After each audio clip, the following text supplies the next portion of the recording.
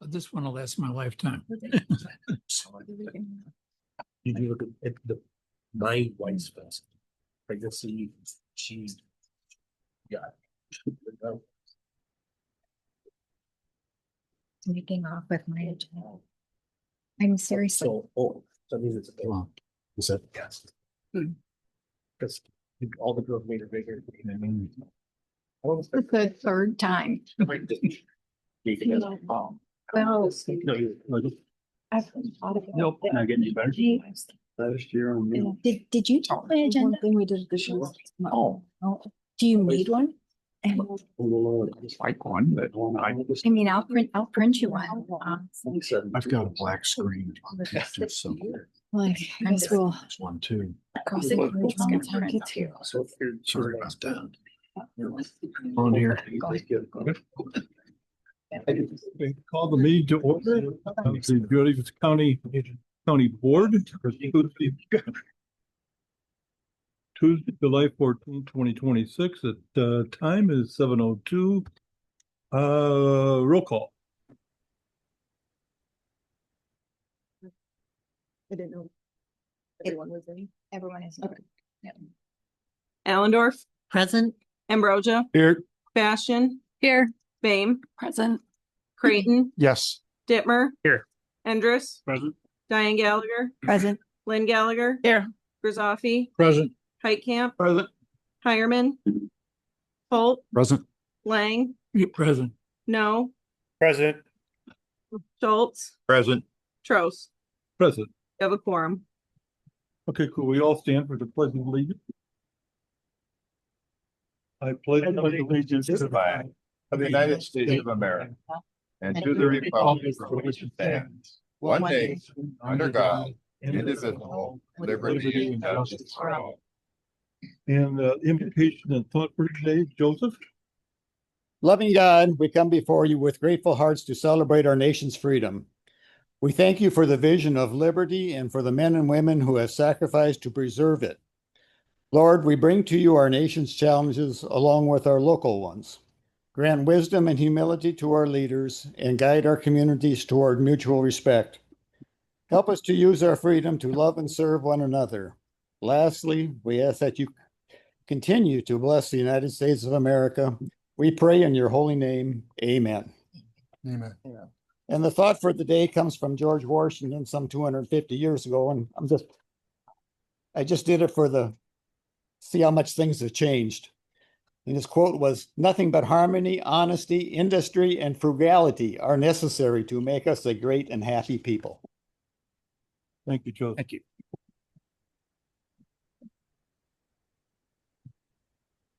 Okay, after review of the consent agenda, I'd like to have a motion. I will make a motion to approve the items on the consent agenda. I'll second that. Motion's been made and seconded. Is there any discussion on the consent agenda? John Schultz. I do have one question for the state's attorney. With over 1,550 pending traffic cases, DUIs and misdemeanor cases consistently more being filed than adjudicated, would there a use of an administrative law judge help that backlog? We can't. We've gone through this before. It's not allowed under Illinois state statute. Okay. Any further discussion? Be great. Hearing none, roll call. Creighton, Yes. Dittmer, Yes. Endress, Yes. Diane Gallagher, Aye. Lynn Gallagher. Aye. Grizzoffi, Aye. Heitkamp. Aye. Hireman, Holt. Aye. Lang, Aye. No, Aye. Schultz, Aye. Allendorf, Aye. Ambrosia. Aye. Bastian, Aye. Bame. Aye. Trost. Aye. Motion carried. Okay, at this point of the meeting, we offer any citizens who'd like to come forward, and we'll give 3 minutes for any discussion from citizens. Sure. Do we have a? Should I fill this out Yes, first or please. after?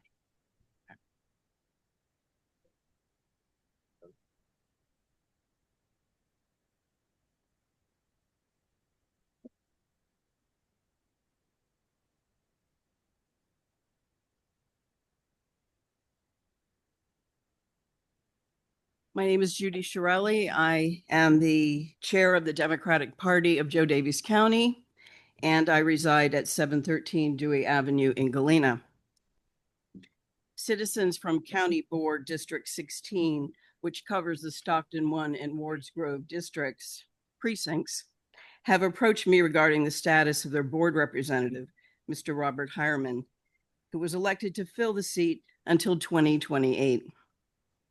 I understand Mr. Hireman is a distinguished public servant who served this district and this county well and is now facing some health challenges, and I wish him all the best. Mr. Hireman has stated to friends that he has resigned from the board, submitted a written notice of resignation, and I'm questioning why this resignation has not been made public. According to Illinois election law, which I can cite, but I'm sure you know it, if a county board member resigns and someone from the same party is appointed to fill the vacancy and, quote, more than 28 months remain in the term, the vacancy appointment shall be until the next general election, at which time the vacated office shall be filled by election for the rest of the term. If Mr. Hireman has resigned, this information needs to be made public and his seat needs to be included on the ballot in November 2026. It is the right of the voters of District 16 to choose their board representative by election instead of members of this board deciding who will fill the seat. The 28-month period ends in a matter of weeks, and not making the resignation public leads one to believe that Mr. Hireman's status is being intentionally withheld from the public, so certain members of the board can choose who they want to fill the vacancy after the 28-month deadline passes. Voters in District 16 have the right to choose their representative for this board, rather than members of the board making the decisions as to who fills the vacancy and letting time run out. I request clarification regarding Mr. Hireman's status, and if he has resigned, official notification of the resignation as chair of the Democratic Party in this county, and an indication that his seat will be on the November 2026 ballot. Thank you. Anyone else? Yeah.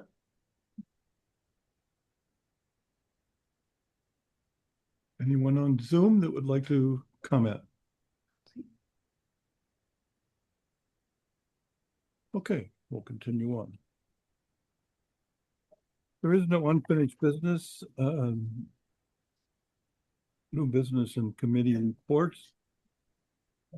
Discussion and possible action on a letter supporting the the Joe Carroll Depot Local Redevelopment Authority's Consolidated Rail Infrastructure and Safety Improvements, acronym CRISI, grant application for the Savannah Industrial Park Freight Rail Modernization Planning Project.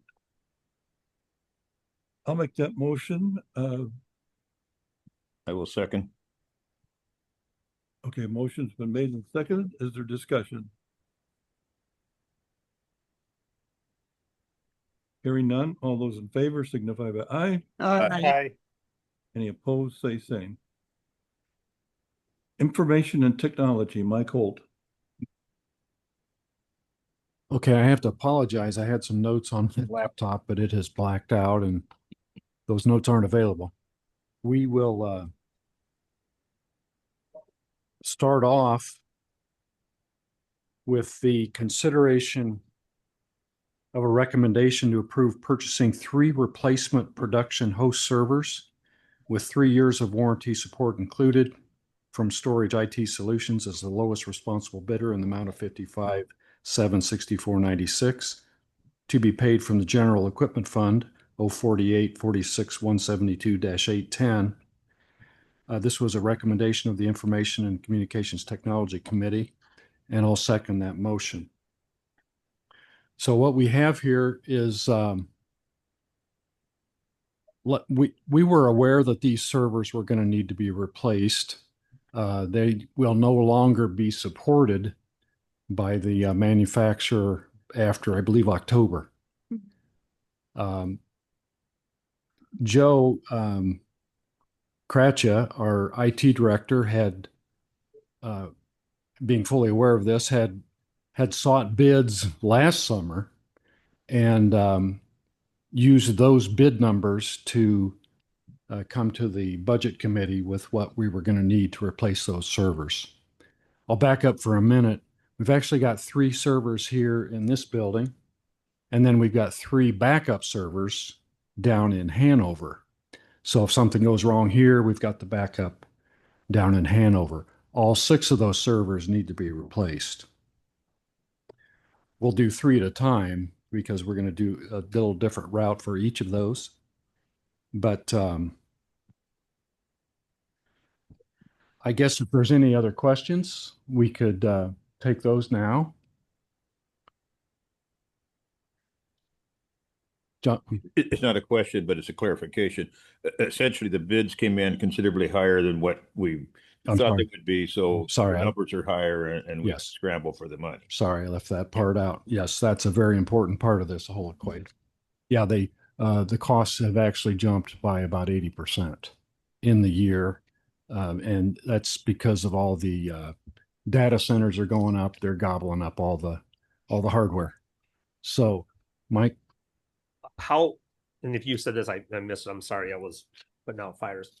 How long did the old ones last and how long will these new ones last? oh, Joe, maybe you want to take over. Sure. Good evening, everybody. To answer your question, Mike, the existing servers right now are all 7 years old. The current ones, or the ones that we're looking at getting, they could potentially be 7 years old. We're looking at 3 years of warranty and support, which will align with our other hardware in our SAN environment. So everything would come due in 2029, and at that time, we want to see where the technology is at, because where things are going is it's becoming all inclusive, and our hope is that in 3 years from now, those prices might come back down a little bit, and we can reevaluate at that time. Thank you. Mike? Yes, go ahead. Go ahead, Diane. Well, I just had a question for Joe. Is that why you didn't not choose that 5-year warranty? Yes, it is. And I think you had mentioned before that even delivery timeframe was a little bit longer than you had expected. Yeah, depending. When we were looking at Dell, just at Dell, they were looking at 3 months or longer. These Lenovo's that we're having you guys consider right now, they would ship within a week or 2. They have them in stock. And same with the refurbished Dells that we'll be talking about next for the disaster recovery site. Those would ship probably within a week or 2 as well.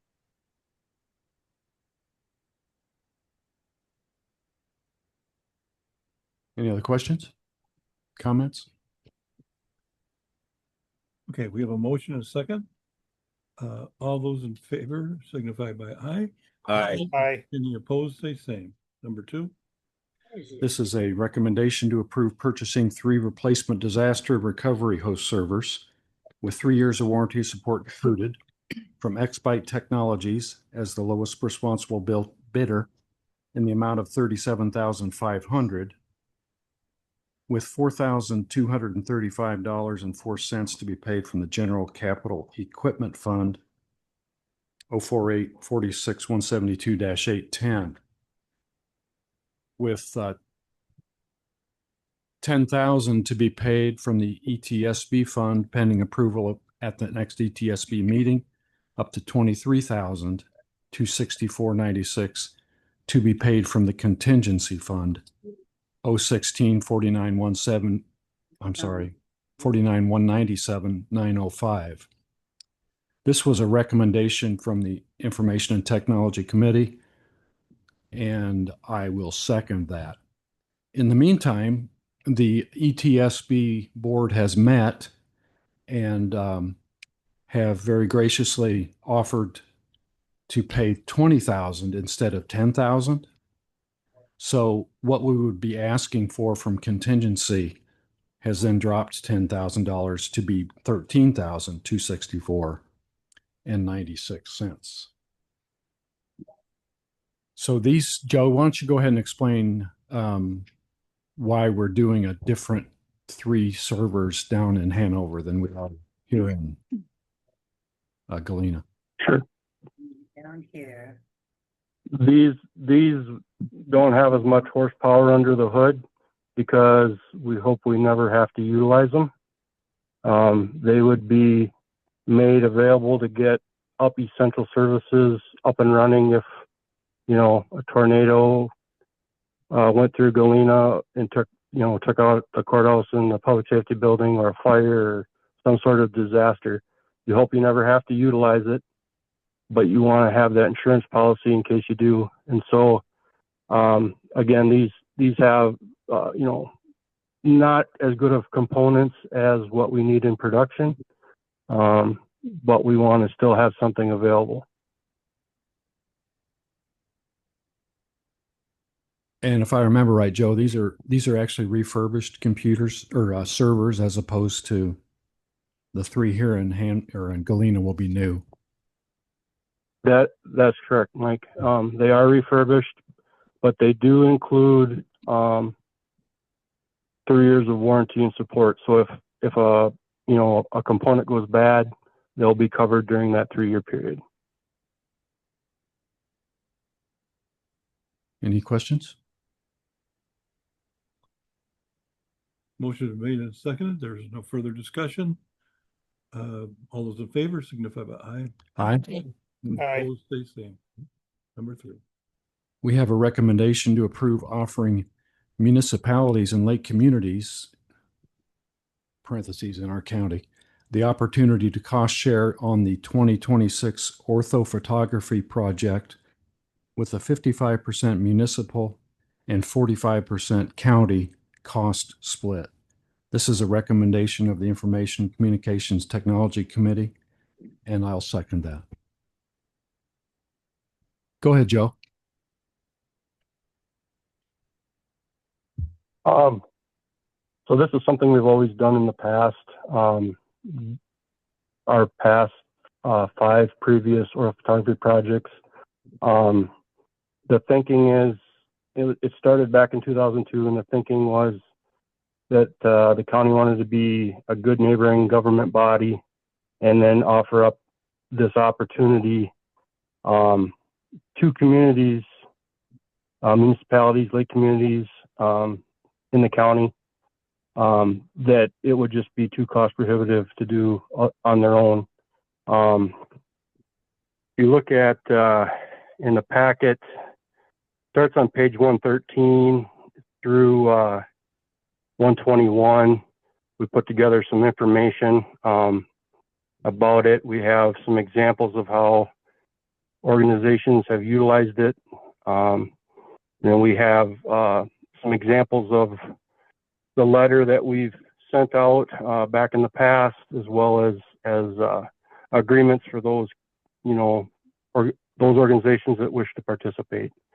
And then on the last page, on page 121, is a summary spreadsheet that shows who has participated over those different projects, and to note how the costs have come down every year. And it was back in 2021 at the June 2021 Information Technology Committee meeting. There was discussion at that time, and I remember specifically Bob O'Connor, for those of you who remember Bob.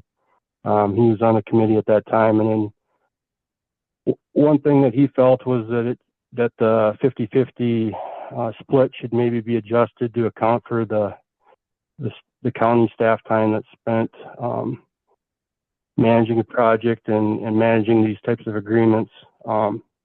It ended up at that meeting, they decided to stay with the 50-50 split, but then when we talked about it at our June meeting this year, it was decided the recommendation was to do the 55% for the municipalities and 45% for the county.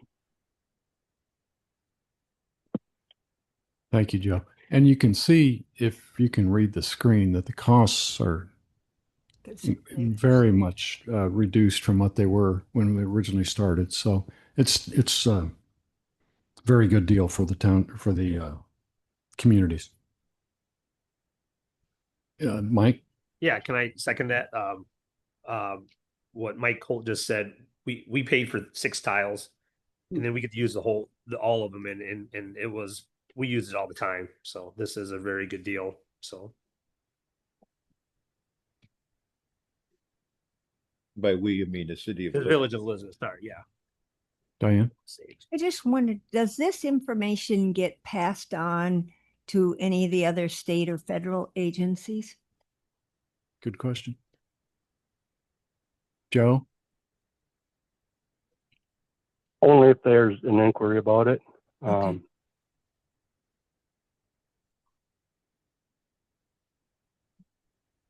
Okay. Further discussion? Hearing none, all those in favor signify by aye. Aye. Any opposed, say same. Okay, we have a recommendation to approve updating the county's GIS cost recovery policy as presented. This was a recommendation of the Information and Communication Technology Committee, and I'll second it. Sorry. Motion been made and seconded. Is there any discussion? Hearing none, all those in favor signify by aye. Aye. Any opposed, say same. Public Works, John Grisaffi. I have a consideration of a recommendation to approve a bid from Helm Group for the Guilford Township Hot Mix Asphalt Surfacing Project 26-08000-00-GM in the amount of $58,061.70 to be paid from line item 021-43146-601 maintenance supplies. Possible recommendation of the Public Works Committee meeting held July 14th, 2026, and I second the motion. John, that was 03. Remember, the number was changed. My correction, 03.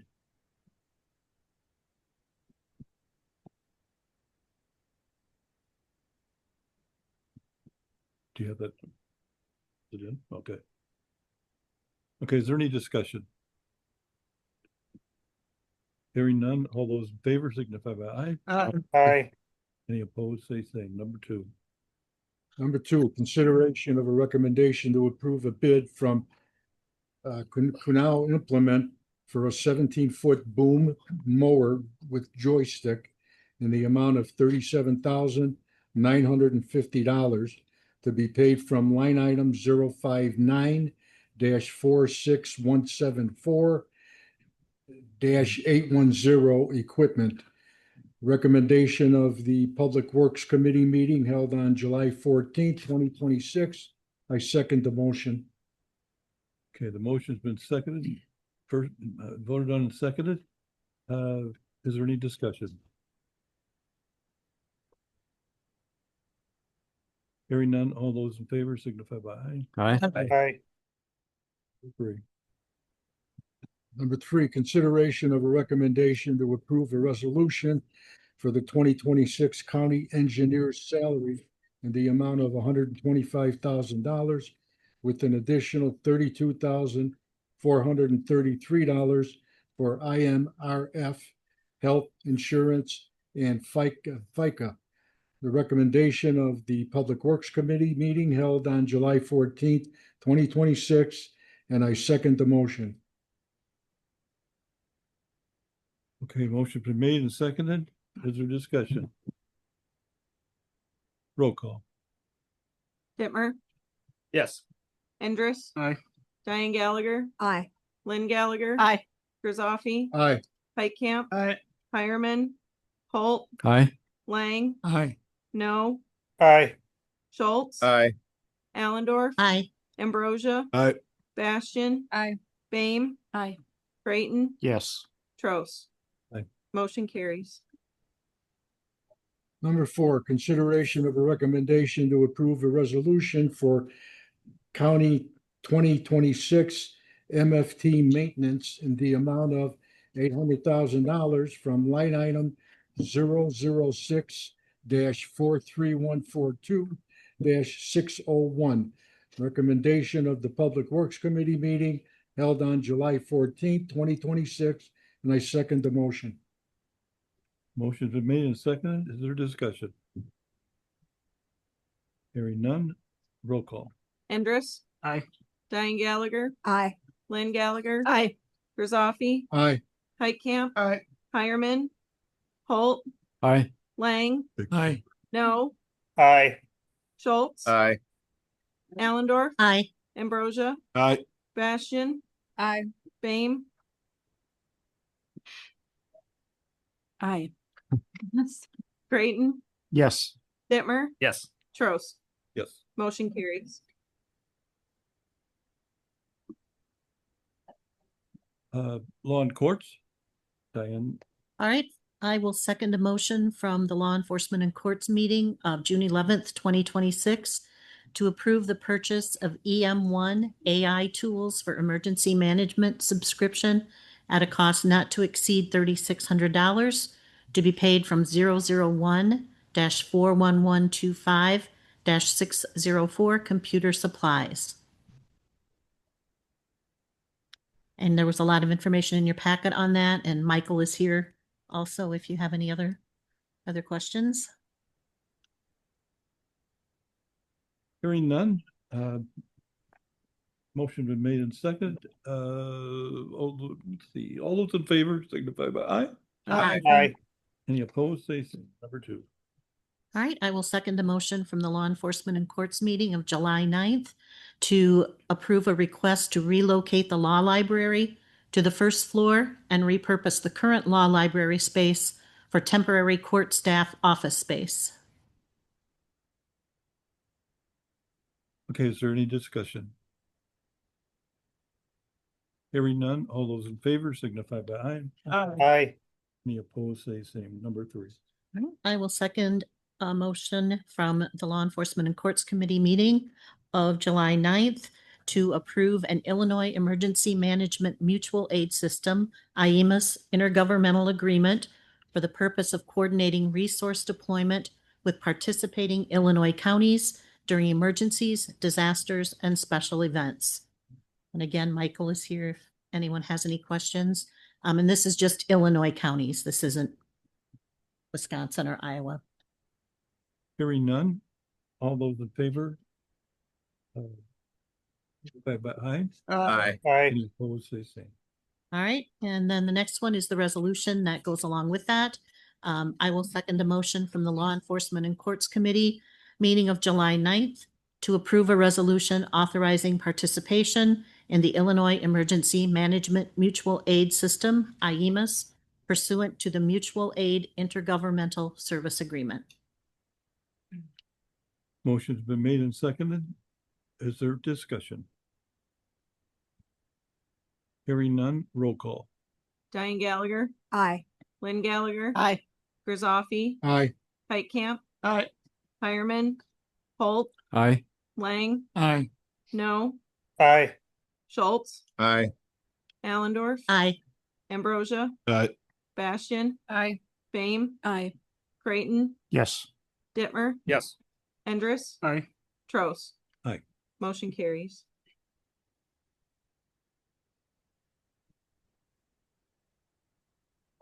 Finance, John Schultz.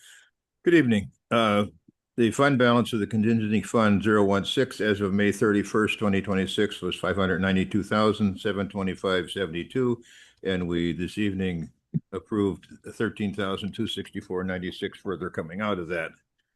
Number 2, consideration and recommendation to approve a resolution to authorize the payment of fiscal 2026 mandatory accelerated payments, the Illinois Municipal Retirement Fund, IMRF, and the contingency fund 016 to be reimbursed in fiscal 2027 from the Municipal Retirement Fund 013. This is a recommendation of the Finance, Tax, and Budget Committee meeting held on June 25, 2026. I second the motion.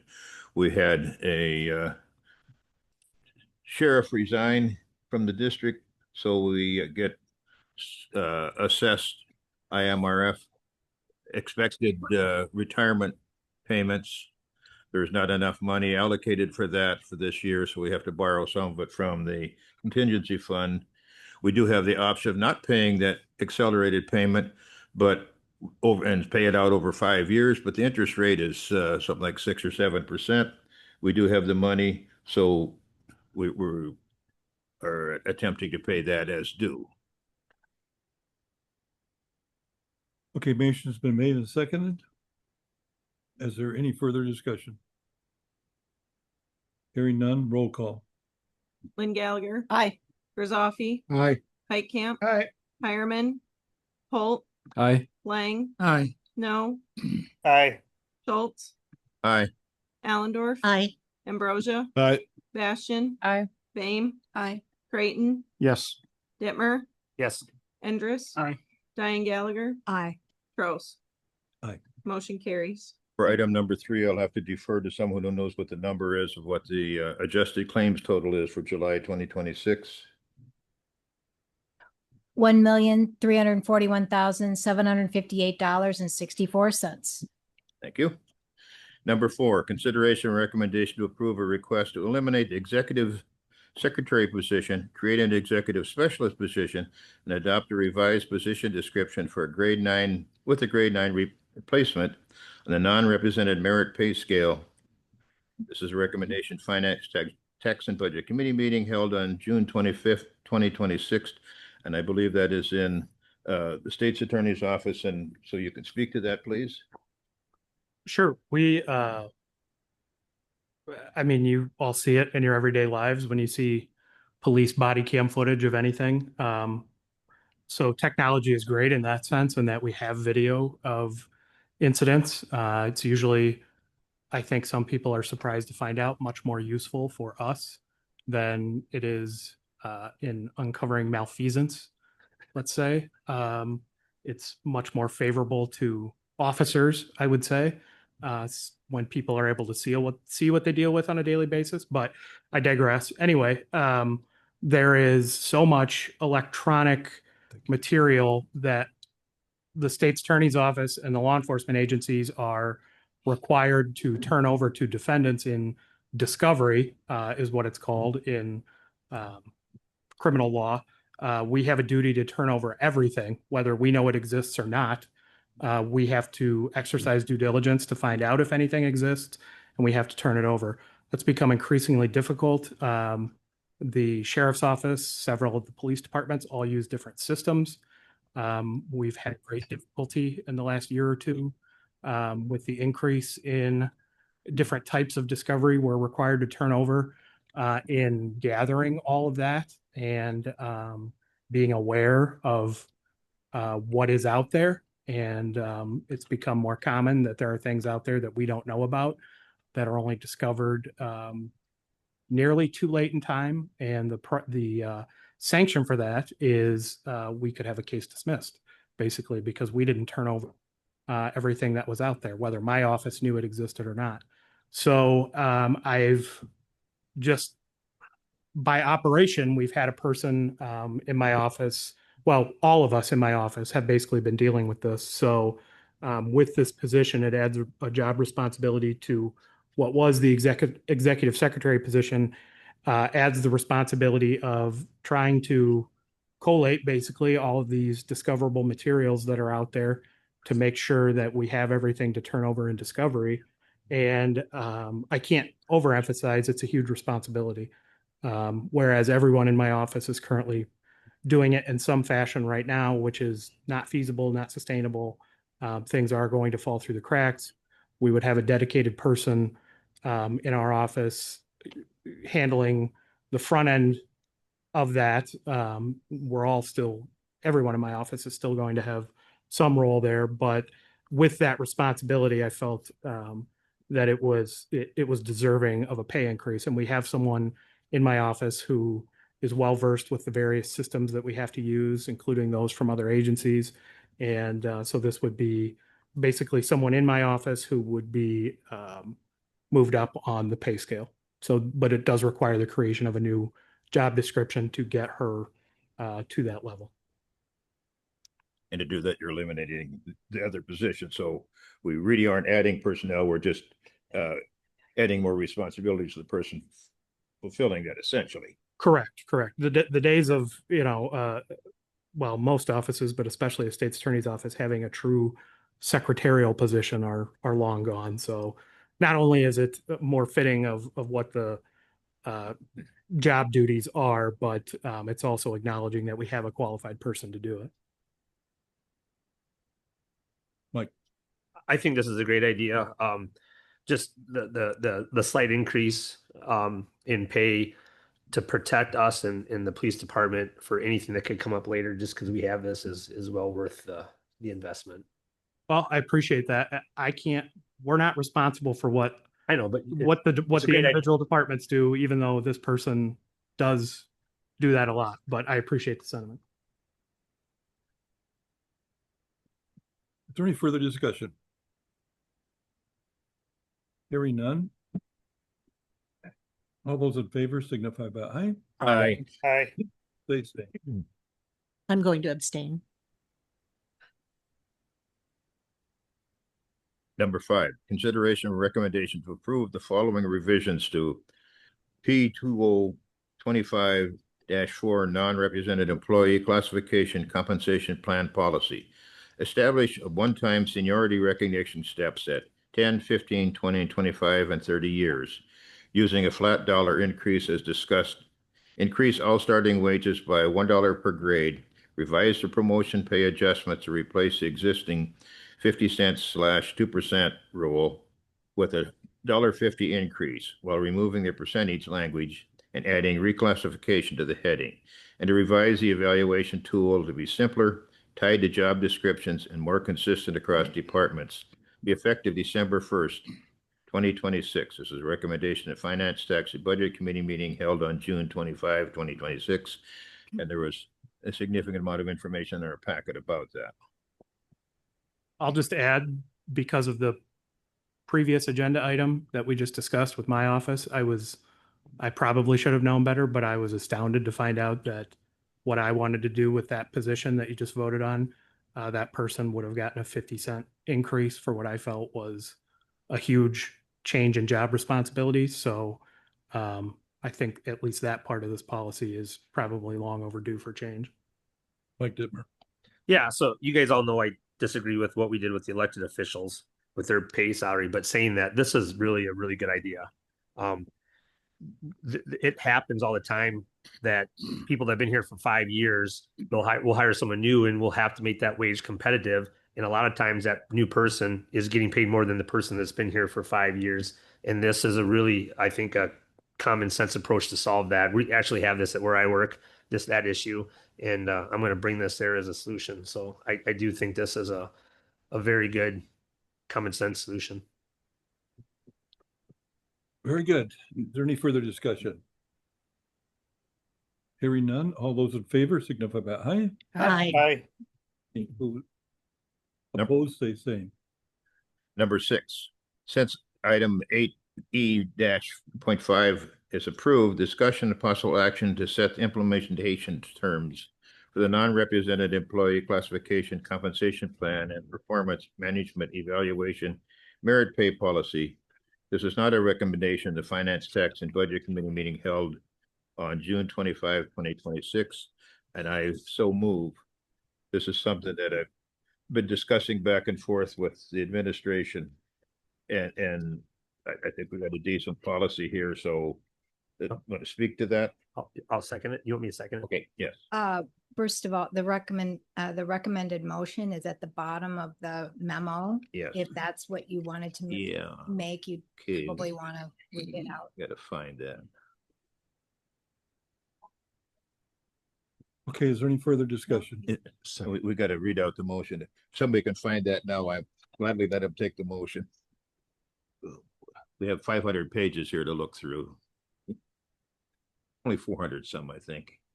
If you go to, if you go to the side to item 6, memo FTB, you can click on it and it'll take you right to the document. Okay, I see it now. The motion is a motion to recommend implementing the provision of the updated non-represented compensation policy effective December 1st, 2026 for existing and new non-represented employees, including a $1 starting wage increase, one-time seniority adjustments, application of only the higher milestone when 2 milestones occur in the same fiscal year, and a $1.50 per hour promotion increase, and adjusting any new non-represented employee hired between approval and December 1st, 2026, the updated starting wage on that date. And I so move. I will second that. Motion's been made and seconded. All those in favor? Aye. Discussion? Yeah, discussion. You got Have some discussion? Discussion. Oh, sorry, discussion. Go ahead. Anything? I just, December 1st is the new budget year. I thought that was a fair date. So, That is the date. Are we good? no one else is. Oh, awesome. All those in favor signify by aye. Aye. Any opposed, say same. Definitely been changing. Got it. Do you want to do a roll call? Salaries. Yeah, I think we should do one. All right. Call for a roll call. Krasafi, Aye. Heitkamp, Aye. Hireman, Holt, Aye. Lang, Aye. no, Aye. Schultz, Aye. Allendorf, Aye. Ambrosia, Aye. Bastian, Yeah. Fame, Aye. Creighton, Yes. Dittmer, Yes. Endress. Aye. Diane Gallagher, Aye. Lynn Gallagher. Aye. Trost. People to look at day in and day Motion out for carries. the rest of your life. Hope that's not a problem. Somebody on Zoom should probably mute themselves. She wasn't exactly forthcoming either. I will have you know. The one with the English accent. Reading the book, huh? Okay. Number 7, discussion possible action to approve a prioritized spending policy. This was not a recommendation of Finance, Tax, and Budget Committee meetings held on June 25th, 2026. Again, this is something that's been in discussion and it's been formalized somewhat. In the packet, there are 3 levels of priorities.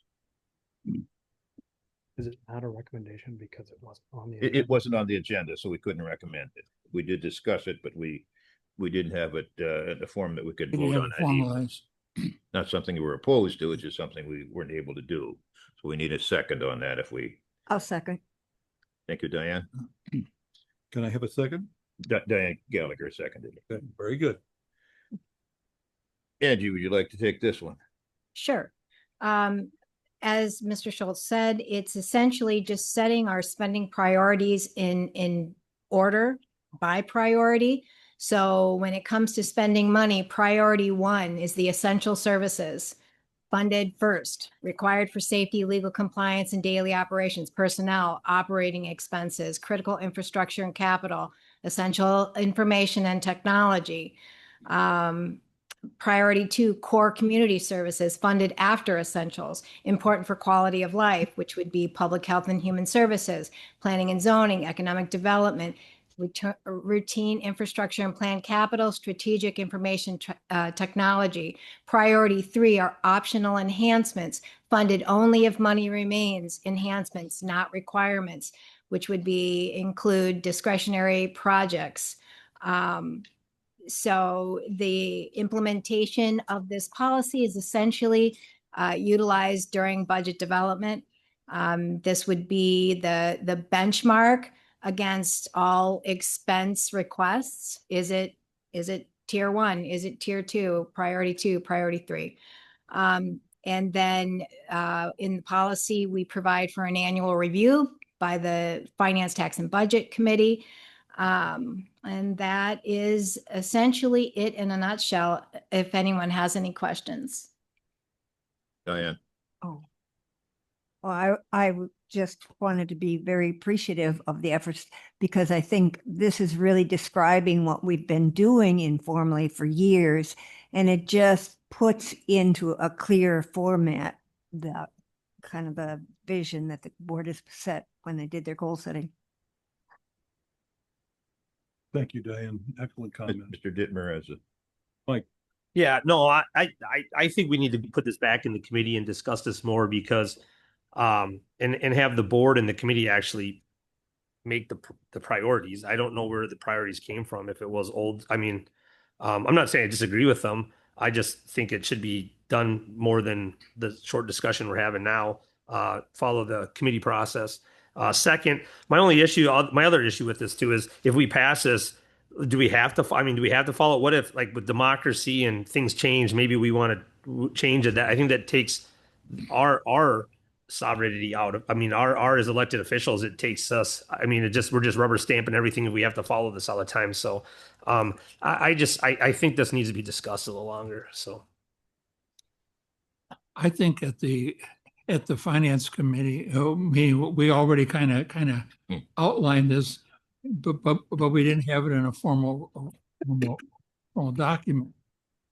And I think this is what we need.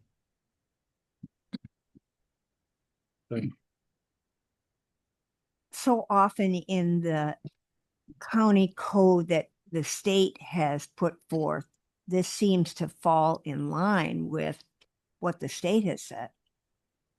Well, there are expenses that you are legally mandated to incur.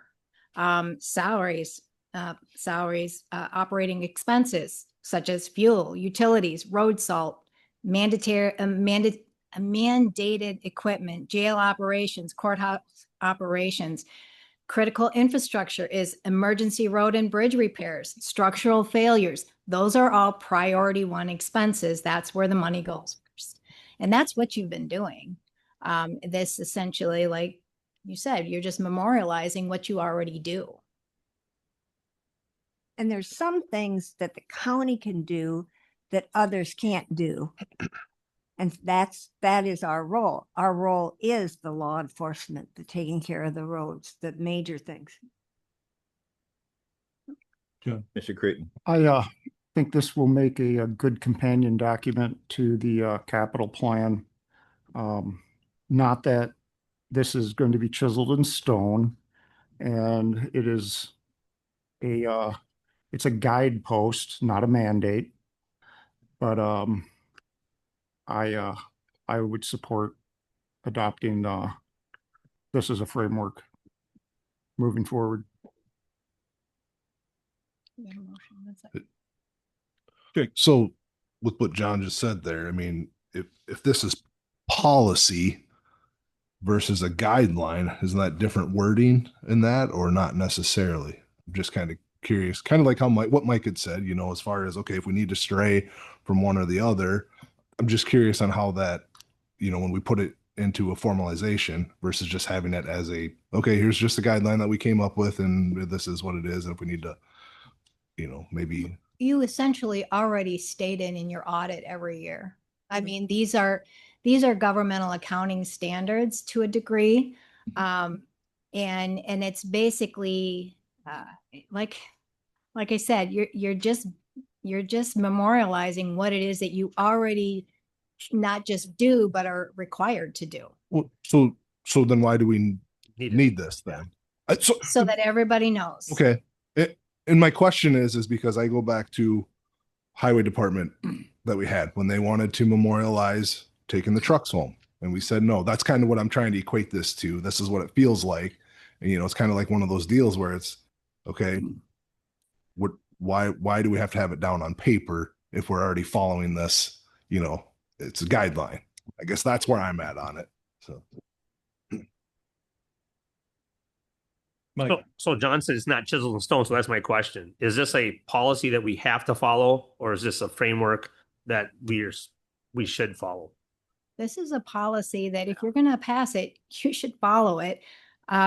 If you're saying that your priority one is salary, personnel, operating expenses, then you shouldn't have the latitude to put aside salary or critical infrastructure in order to do optional enhancements. I mean, these things should be funded first. I don't disagree with you. I would do that anyway, or I would lose re-election. Right. So that's my point. That I just think this is not unusual Not for That's fine. county to have. It's pretty common, I would say.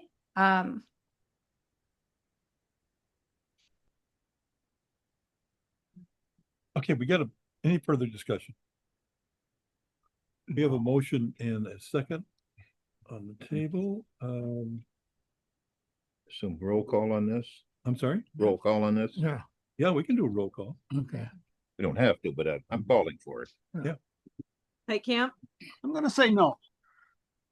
Fireman, Holt, Aye. Lang, Aye. no, Aye. Schultz, Aye. Allendorf, Aye. Ambrosia, No. Bastian, Aye. Bame, Aye. Creighton, Yes. Dittmer, No. Endres. Aye. Diane Gallagher, Aye. Lynn Gallagher, Aye. Grisaffi, Aye. Pros. Aye. Motion carries. And sadly, that's all I have, so we can get on to the thing that's going to take more time. Planning Commission Building Code of Appeals. Oh. Welcome. As you're aware, the Planning Commission recently on May 27th and June 17th conducted two public hearings to consider proposed amendments to the text of the zoning ordinance for the county. In your staff report, we've outlined all of the items that were recommended one way or the other for denial or approval. There are 7 categories of items listed, and I'll go through them fairly quickly here. Planning Commission denied the proposed amendment to reduce the minimum lot area in the agricultural zone from 40 acres to 2 acres. Planning Commission also recommended denial of the proposal to eliminate restrictions on the maximum amount of non-agricultural accessory areas that may be placed on properties zoned agricultural. Commission also denied the proposed amendment to eliminate the requirement for a land evaluation and site assessment, also known as LISA evaluation, for any proposal converting agricultural land to non-agricultural use. So those are 3 categories of items that were recommended for denial by the Planning Commission. That occurred on May 27th. At the continued hearing on June 17th, all the items that were discussed at that meeting were recommended for adoption, and those included amendment to allow accessory dwelling units or ADUs as a permitted use in any zoning district permitting residential development, an amendment to the site development standards for properties licensed for guest accommodations to eliminate the requirement that guest parking maximum slope of 8%, eliminate the standard that access roads or driveways leading to a property not exceed a slope of 15%, and eliminate the special side yard setback requirement of 5 feet per bedroom with a maximum setback of 35 feet, and require setbacks applicable to the underlying zoning district in which the property is located. Further, the Commission recommended adoption of a couple of items regarding home occupations. One being that permit home occupations to occur within the home on a property and or within an accessory building, and eliminate the maximum number of employees permitted on the property with no limitation on employees working off-site. Second item, allow the sale of ancillary items not made or assembled on the property as part of a home occupation. Add language stating that equipment used for a home occupation shall not create a nuisance or eliminate the prohibition of deliveries by tractor-trailer combination trucks for home occupation uses, and add the following as permitted home occupations: retail antique sales, automobile and other motor vehicle maintenance and repair services, veterinary clinics, and design development and or other related services.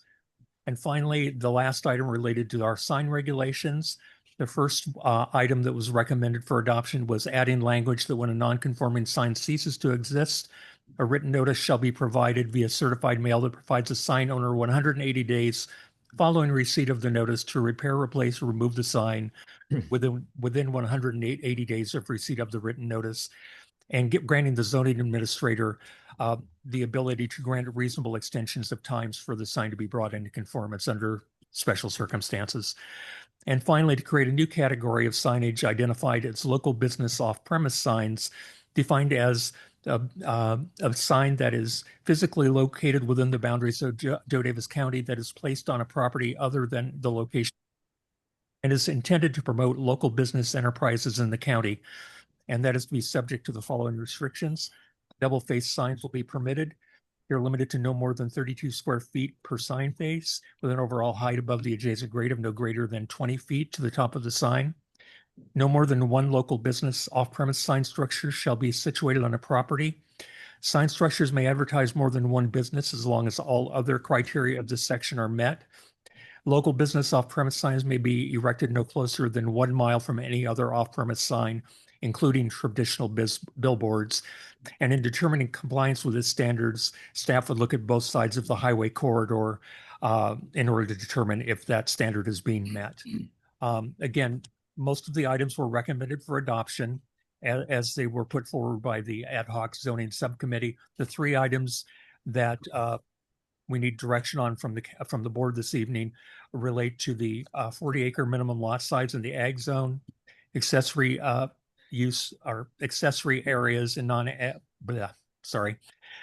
elimination of restrictions on the maximum amount of non-agricultural accessory areas that may be placed on properties that are zoned ag, and the proposed amendment to eliminate the lease evaluation for projects converting agricultural to non-agricultural use. For the items that were denied, the commission does have the ability to refer those items back to the commission for reconsideration. If you do so, we would ask that you give specific direction on what acreage you're looking at, so we know exactly what we'll be discussing at the hearing on that if you do choose to do so. And finally, what we're suggesting here is that this is a fairly long list of amendments to the code, and we'd like to keep them all together for incorporation into the county code.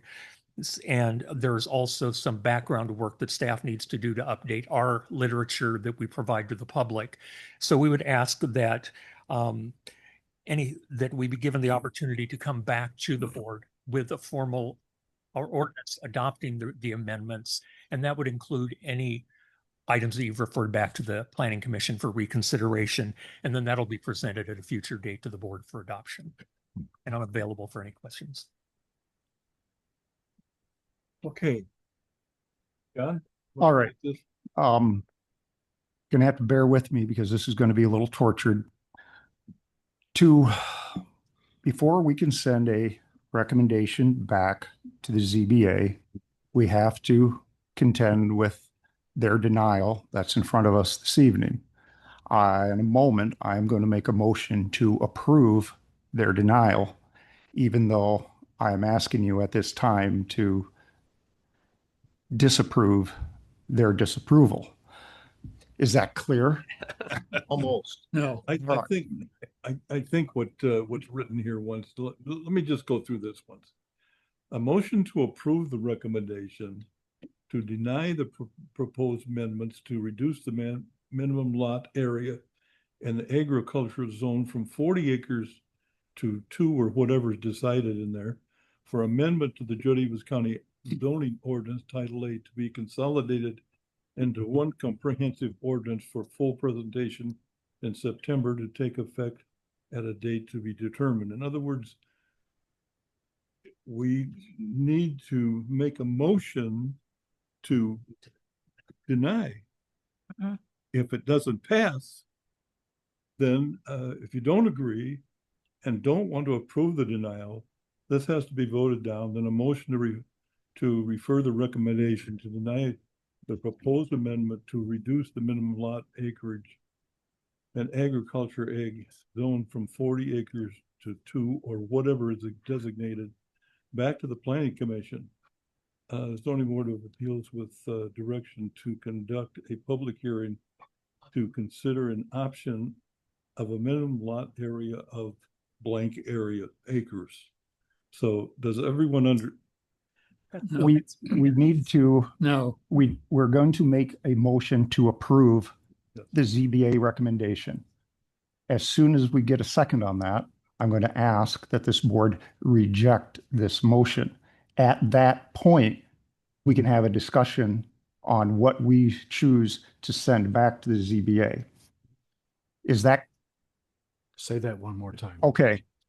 I am going to make a motion. I am making a motion right now to approve the ZBA recommendation to deny our 40-acre rule changes. We will. You're recommending that we, your motion is that we accept what's presented to us. Yes. Okay. And I will we, second. I'm going to, okay. We have a motion made and seconded. Now, I'm going to ask that we all vote this down. And after we vote this down, we can have a discussion amongst ourselves on what we wish to send back to the ZBA. Is that clear to everybody? Now, right now, You can't, no, you can't have a discussion to formulate a motion. You No, have. we have a motion. We have a motion to approve the recommendation of the ZBA. I'm saying if it is voted down, if your approval to deny the proposed amendment is voted down, you can't have discussion on formulating a second motion. You have one written here, which is, as far as I'm concerned, I guess it's fine, but you can't have a discussion to formulate another motion because that's an action item that isn't on the agenda. I mean, if it flows organically from whatever happens here, that's fine, but you can't formulate a motion that isn't on the agenda. So by discussing it openly is my point. So what you have here as the first motion is correct as far as how the board should consider what the zoning board has done, but it's not an open meeting to formulate alternatives. If you want to make the motion you have here second, that's fine, but not a discussion to formulate new policy, essentially, is what I'm saying. So what are our options? Yeah. We can accept this, we can deny it in total, or we can send it back to them. Correct. So if we choose to send it back to them, With recommendation. we need to make a recommendation at that point. That's what they asked for. Correct. Okay. All right, that's what the discussion will consist of. John, now this is the recommendation to go from 40 acres to 2 acres? No, just keep it at 40. no. The recommendation that the ad hoc sent to the ZBA was to go from 40 to 2. The ZBA rejected that outright and sent it to us Change to it. with no change. Now what I'm thinking is going to happen here is we will reject the ZBA's recommendation and send a new recommendation to them. Am I I on think, track here? so because the recommendation is to deny, and we've always been told we can't change the recommendation, right? Correct. Okay, so you have to vote on the recommendation to deny. So if then you vote it down, our understanding was there would be the ability to refer it back to the planning commission or the planning development staff with guidelines on where you want them to start working again. Is that not correct? Well, as I said before the meeting, this is going off of the county code. This isn't my opinion in terms of how this should go. This is how the county code's written. So as I told several board members, look at what the county code says. You can approve, deny, or send back. So I guess it's an effect of if you, let's say, deny, if you, all this explanation has made this even more convoluted. Look at the language in your agenda. That's what you're doing. There, you don't need to add surplus language there. Your motion should be to deny the proposed amendment to reduce the minimum lot area. You're basically accepting what the zoning board has done. You're saying we are denying. If you want to then have a motion after that to send it back, I think that's fine. My comments were intended to clarify, this isn't a meeting to formulate what that is going to be. That's not, I think, how this system is supposed to work. Send it back without a recommendation. What would be the proper way to go about coming to that consensus as a board, what the recommendation we should send to the zoning board? I think he. Does it have to be a new agenda item You can, I mean, at a later meeting? it's Robert's rules. You can't have a discussion about an item that doesn't exist yet. So you have to have a motion and a second. And I would say that goes to Open Meetings Act too. You can't have a discussion on something that doesn't exist for the board to consider. So whatever motion somebody wants to make, if this first one is denied, or if it's voted down, shouldn't use the same word as in the agenda. If it's voted down, whatever motion somebody wants to make after that, they're entitled to make. If it's seconded, then consider it. If it dies for lack of a second, and so on. But again, my core point here is you can't discuss something that doesn't exist. So there has to be a motion and a second for something. Can I ask Bill a question? Yeah, I'm actually at the mic, so yeah. Perfect. Well, camera wasn't there yet, so I just wanted to. So if the board were to approve as written the denial, does that, because you were asking for recommendations anyways, does it then go back to? Does the default kind of go back to you guys anyways for more clarification, or? My understanding, if there's no additional motion made and the motion that's on the floor to accept the denial of the recommendation, that would stay. There has to be an active motion to refer it back if someone wants to do that. The question I have is still not clear to me. I know the commission, when they have the discussion, is going to want some understanding of what the realm of interest is in terms of acreage. Is it possible for the second motion to be whoever makes the motion that they can actually state to consider an acreage of such and such? Can they do that? Or are you saying no? I'm not making a recommendation one way or the other. I'll have to see it's not for me to decide. Whatever motion somebody wants to make, we're just going to have to see. But the question is, if we vote this down, what can we then do to get what we wanted done?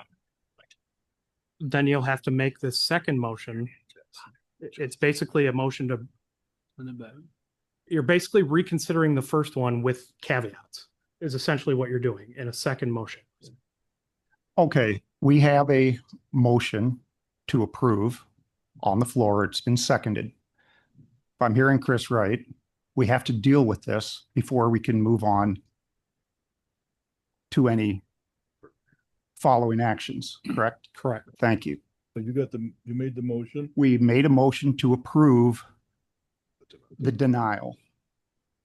Who seconded? John Schultz. And John Schultz seconded that. Second. Okay, whoever. Can I muddy the waters even more by asking, Is there any? can we separate the first three from the remainders? I would recommend you do the first five individually and then do Romanet 6 and Romanet 7 as a group and treat it as treat those two like a consent agenda. If somebody wants to remove something from there, they can with a motion and a second. That's just a suggestion. You don't have to follow that at all, but I think it would be simplest to do the first five individually and then do 6 and 7 as blocks. All right. Like I said, we have a motion to approve the ZBA denial of the revisions to the 40-acre rule. And I am going to ask everybody to vote no on this. Do I want to vote? So we're just considering the denial of just the first item. Just the first item. Mike. Yeah, I agree with John to vote no on this, on the approval to deny it, because what I've learned with our meeting that we had with our constituents and everyone that's coming here, we need to get this right. And 40 acres isn't right. And even though I'm for 2 acres, that might not be right either. I think that we need to keep working the process. So I do urge everyone to vote no on this with Mr. Crichton. And then we can discuss later what to send back to the ZBA to discuss so we can get this right.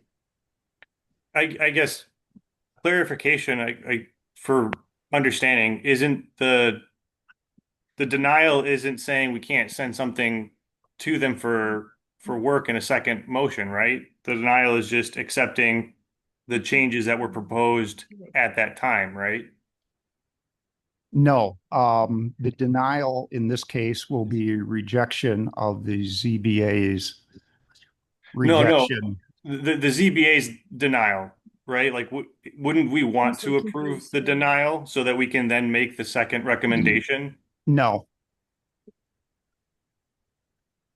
No, we want to vote the denial down.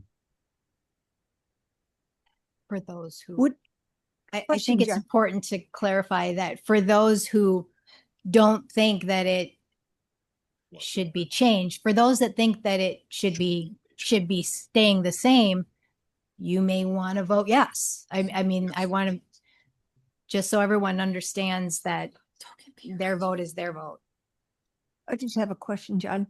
Yes. Is there an opportunity that the motion that has been made and seconded could be taken off the table and a motion to send back?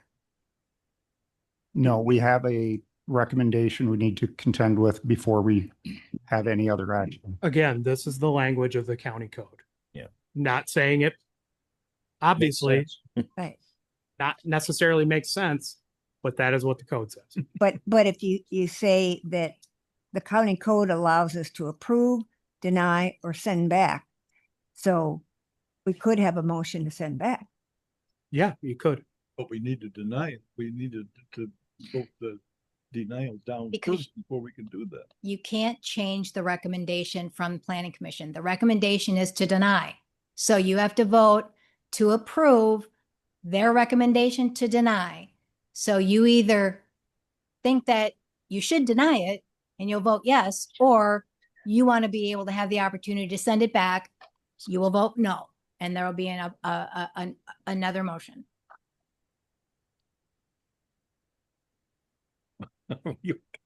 Okay, I think we should call a roll call here. Yes. You can't. No, you can't. Order. No. Sorry, I apologize, but So, so if you like 40 acres, vote yes. If you want to send it back, vote no. Perfect. Easy. All right, you ready? Hireman, Holt, No. Lang, Yes. no, Yes. Schultz, No. Allendorf, No. Ambrosia, No. Bastian, No. Bame, No.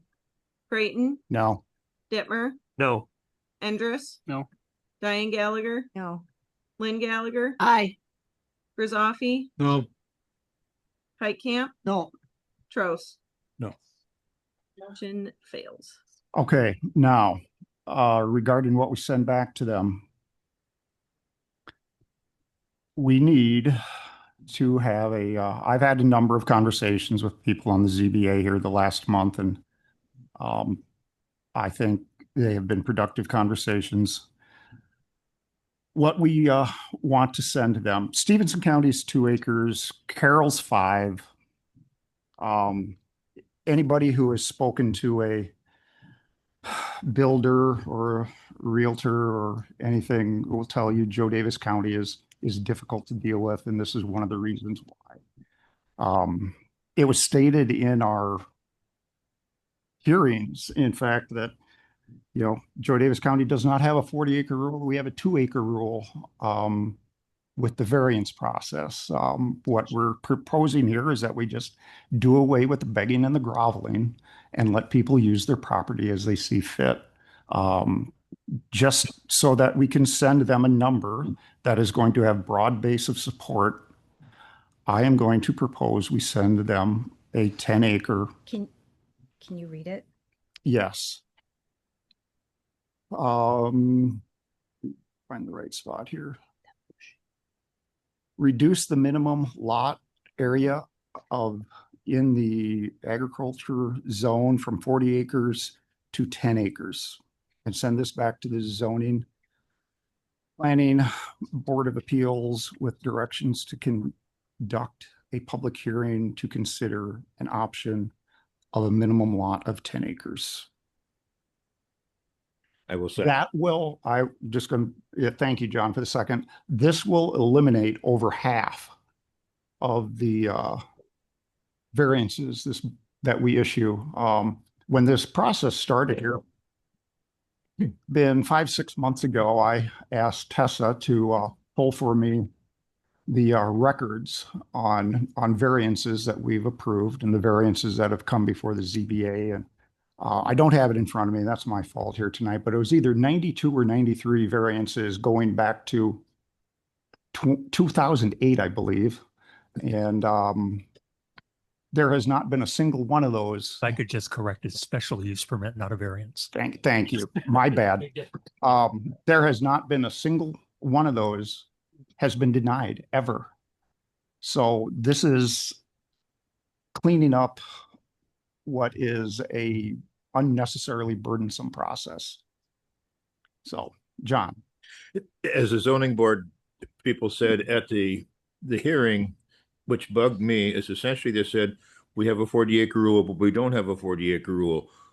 If you're willing to pay the fee, go through the pain in the butt process to ask for a special use, we will grant it. So if that's the case, why do we have the 40-acre rule there in our zoning ordinance?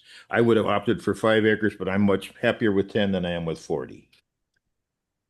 Can I just restate the motion for the record? Sure.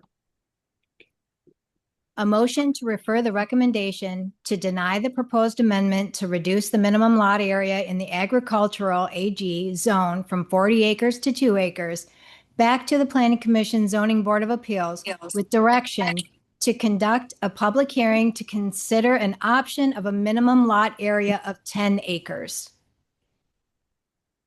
Yes. Okay, the motion's been made. Did you make that motion, John? Yes. Okay, who's second? I did. Schultz. Okay, we got a motion. No, I just want to say something here yet before we vote on this. I'm just one. Okay. Yep. We got a motion and a second, and we need discussion. There further discussion? Yes. Go ahead. I was always in favor of a 1 acre lot, but we found out that the 1 acre, I'm in favor of preserving farmland and seeing these, we've got houses out in our areas, 2 or 3 acre lots where there could be a field there. And there's no sense of being, if the land will handle the septic system, I have no problem with being on an acre lot. We've got people wearing out lawnmowers on these big lots. And now I know we can't do that. The 2 acre got defeated. Well, I think there's a lot of confusion here over subdivisions and what this is. What you're talking about are subdivisions. There's a plan. A subdivision is a plan by definition. Mm-hmm. So that's completely separate than what's being talked about here. If somebody wants to do a subdivision, there's a very in-depth process that they have to go through to do that. But we also have a lot out in our area that's for sale right now. It's 0.97 of 1 acre. What can somebody do with that lot? Is that rhetorical? I mean, I'm asking. I don't know. I mean, it's being. We'd have to look at the history of the lot. If it's a lot of record that existed prior to zoning in 1995, and there's been no other splits of it, then we'd be able to allow someone to build on it. Otherwise, they need to apply for a special use permit and a variance in this instance, because I think in the ag zone, you can't go below 2 acres and go through the process for that. And it's still possible they could get it approved. Yeah, exactly. They could get it approved on less than an acre. I would point out that these changes do not preclude any special use permits for a lot under 10 acres. It just makes the process for the above 10 acres administrative. That's absolutely correct. By having the 10 acres, if someone comes in with a 10-acre lot, they can build on it. They don't have to go through a special process. You're absolutely correct. You would still have the ability, if you're under 10 acres, to apply for the special use permit and for a smaller lot area and go from there. That would still exist. It would Thank you. just eliminate, it would allow development of lots of 10 acres rather than 40 without going through the process. But it doesn't eliminate the special use permit process for smaller lots. Oh, yeah, John? Mike, Diane. yes. I can go first. I just have a question because I thought I had heard earlier in the meeting that unless a motion was on the agenda, that we would not be able to add it in. This Did is I a, misunderstand that? well, you're having to treat this basically as, because all you can do is approve, deny, or send back. We're trying to send the word. This is basically sending it back to them. I would not have recommended doing it this way, but this is basically a reconsideration of what was done above. I mean, the simplest way to do this would be you go through the zoning board's recommendations, and then anybody, the county board, a citizen, can give new recommendations to the zoning board to consider. But here we are with this process, trying to salvage something workable here. So I don't have a good answer for you. This is just where we are.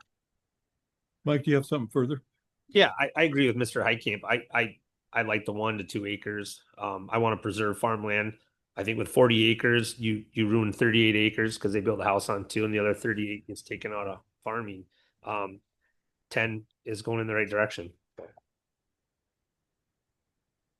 I'm just going to say, I'm going to vote no, just because I don't think 40 acres is right, but I don't think 10 is enough.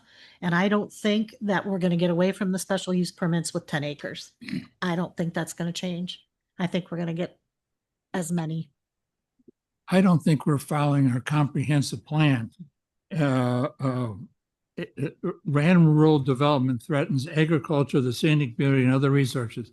Scattered rural development in particular has been increasing over the past 20 years. In some cases, compromise the ability of agriculture to furnish. Continued increases in scattered rural development will ultimately result in the same problem generally associated with urban sprawl. And this is out of your comprehensive plan. I'd like to add a comment. I personally am kind of gone the other way as more I've dove into this, and I'd almost like to see it raised because I feel like, you know, everybody thinks it's a 40-acre rule. You can't build on less than 40 acres on a lot of people I talk to. You know, I'd almost like to see something like 160 acres and then push everybody through a special use. Is that what I'm using the correct term? Yeah, special use permit. But we just need to figure out on how we change that process of speeding that up. I feel like that's just my opinion. Like, Yeah, I mean, I'm not saying Diane's wrong or Jake's wrong. I think I want to see the process, whether we send 160 or Diane didn't say number 20 back or whatever back. I want the zoning board to discuss 10 and these people can come speak there. And I want to get it right. I don't care if it takes 6 months. Bill might hate me for that, but no, he was smiling and laughing. Thank you, Bill. But I mean, let's get this right. Let's keep going through the process and keep listening to the people until we come to a conclusion. So, And just because we recommend 10 acres doesn't mean in the discussion of the ZBA, they don't say, well, 5 is better or 15 or whatever, correct? Well, I don't see anything in the code that limits what the ZBA can do when you send it back to them. So can you clarify? So the CBA can send back a different number to us? Is that you're okay? I don't see anything in the code that would preclude that. Right. Is there an ability to make a range in a motion that the ZBA can then like do a study on what an appropriate range would be? 40 acres was done a long time ago. Maybe things have changed. Maybe a range from 10 to 40 would be something that they could dive further into. I understand what you're saying. I think just looking at it objectively, I think you're micromanaging an independent board. I mean, the zoning board exists for a reason. Like I said, there's nothing that precludes them from taking up 10 acres. There's nothing that precludes them from making a recommendation for 39 acres. Or 5. I think, again, objectively, I think the board is losing sight of the fact that this is an independently appointed board.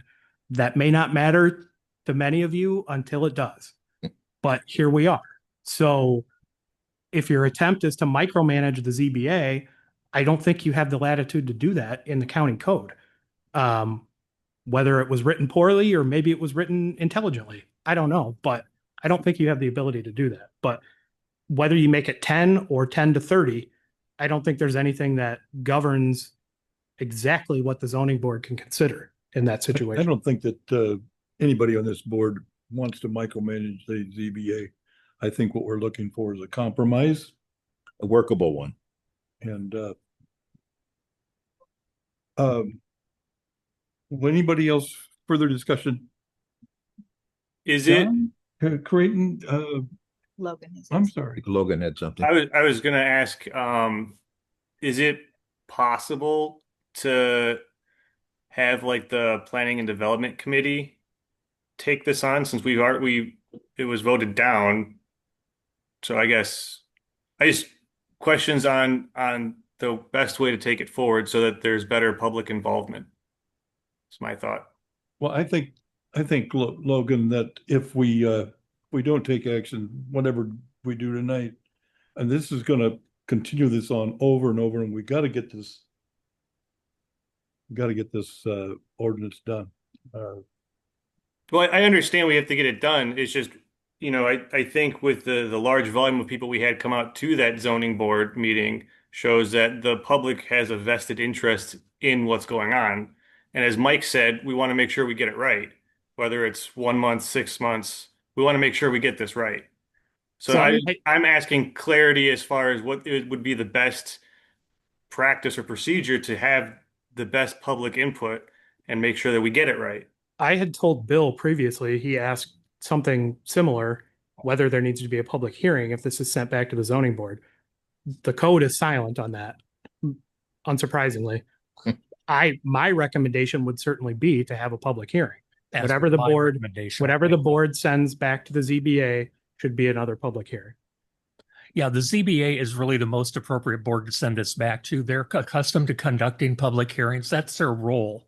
So yeah, it's appropriate to send it back to the PC ZBA with direction to hold a public hearing. And it's always been my intent to hold a public hearing because of the amount of public interest there has been in this. To me, that's a non-negotiable item. We have to conduct a notice public hearing.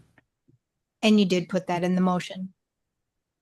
And whatever acreage we put in this tonight doesn't prohibit the ZBA from putting that's what they're going to do. Put whatever acreage they feel is appropriate, and then bring it back to us. And I'm hoping, it's my hope that we can compromise on this some way.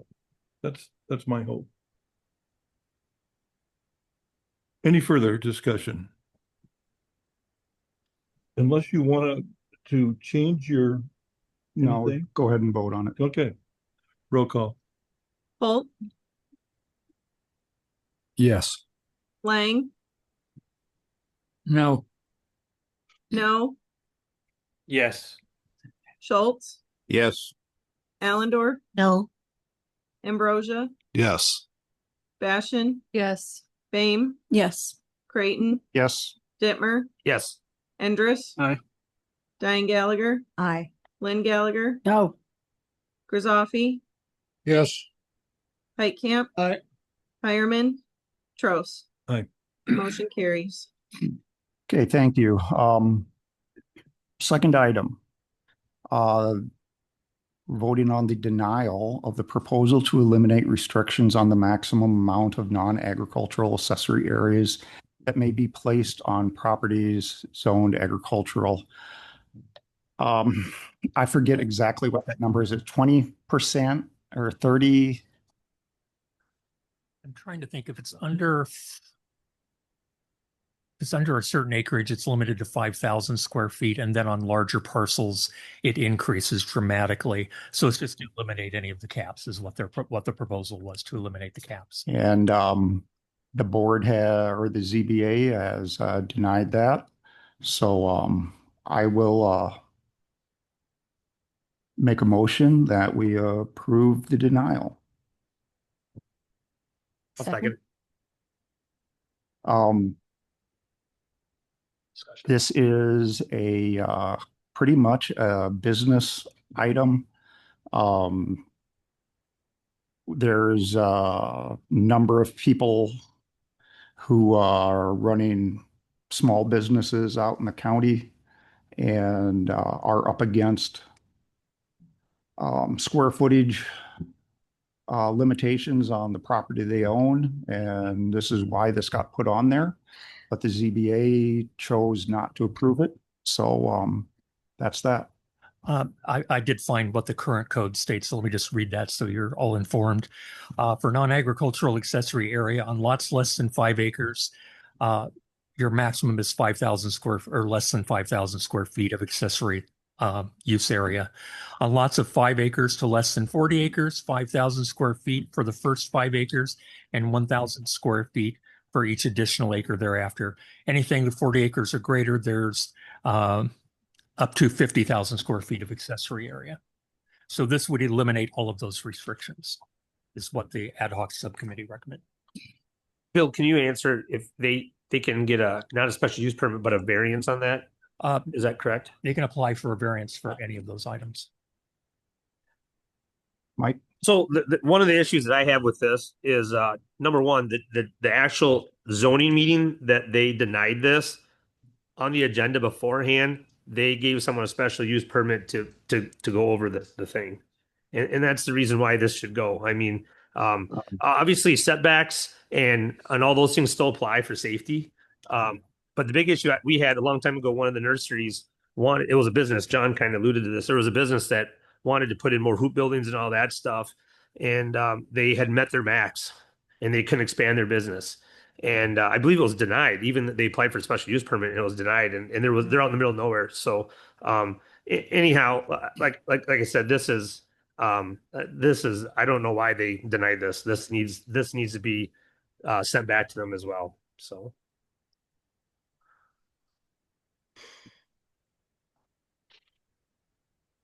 Did we get a second on? I second. Okay. Roll call. Roll call, I guess. Lang, Yes. no. No. Schultz, Aye. Allendorf, No. Ambrosia, No. Bastian, Yes. Fame, Yes. Creighton, No. Dittmer, No. Endres, Nay. Diane Gallagher, Nay. Lynn Gallagher, No. Grizoffy, No. Heitkamp, No. Fireman, Holt, No. Trost. Motion failed. All right, I guess we're back at the same spot. Just to make this easy, I would like to make a proposal or make a motion that we send this back to the ZBA with a request that they re-examine that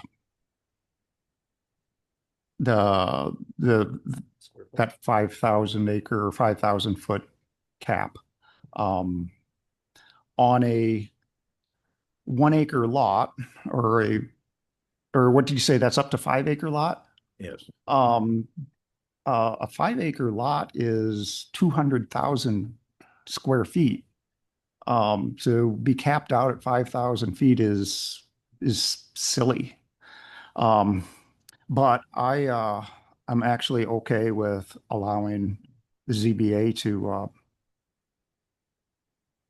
to make a judgment call on that. Anybody have a problem with doing it that way? John Schultz? I don't have a problem, but I would think a percentage of the surface would be a better number than square footage. I think you're right. Because 5,000 square feet on a 1 acre lot is a little less than a little more than a tenth 5,000 square feet on that 5 acre is about 1/50th of that surface. Regardless, you need a motion in a second. Right. And that was your motion. Do you have a second? I'll second it.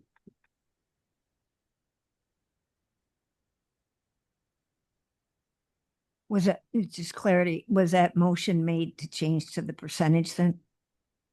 Essentially, it means to send this back to be adjudicated again, right? Yes, Yeah. at their discretion. I agree. So then a motion to refer the recommendation to deny the proposal to eliminate restrictions on the maximum amount of non-agricultural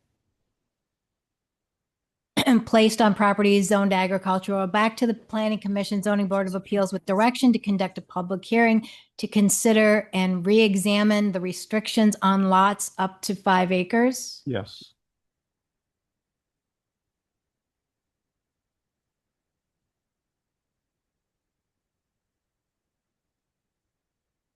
Did you get a second? Yeah, Yes. John Schultz. So roll, please. No, Yes. Schultz, Yes. Allendorf. Yes. Ambrosia, Yes. Bastian, Yes. Fame, Yes. Creighton, Yes. Dittmer, Yes. Endres. Aye.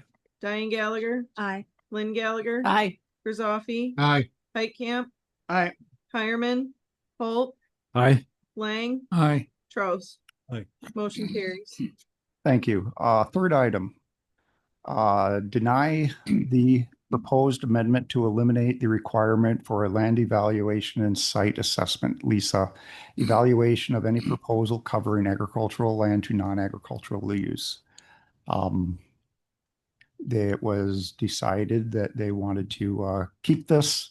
In my mind, this is vestigial organ like an appendix, but they chose to keep it. So I make the motion that we approve their denial. Okay. We need a second. So that we could discuss it, I will second it. Thank you. I'll make an observation here that if you've been following the issue with data centers at all, LISA is one of the explicitly recognized criteria that Illinois courts have upheld in restrictions or upholding a government body's denial of something. So to call it a vestigial organ, that may be your opinion, but it is one of the concrete analytical tools recognized by Illinois courts for formulating zoning planning type decisions. So to get rid of it, I think a valid comparison in that sense is to look at data centers. If you're going to get rid of what is recognized by courts as a valid analytical tool, you're going to have the same issue with data centers. Whether you want them or you don't, it all comes down to how well written are the county's zoning ordinances in, if you don't want them, in keeping them out. If you do want them, it's not that big of an issue, but LISA is recognized by Illinois courts. So I think stripping that away with no real justification, I think you've got to look at the longer term ramifications there. Well, I actually do not have any real problems with leaving the LISA scores in place. The core of the proposal to get rid of it in the past was that it has not been used as a determining factor in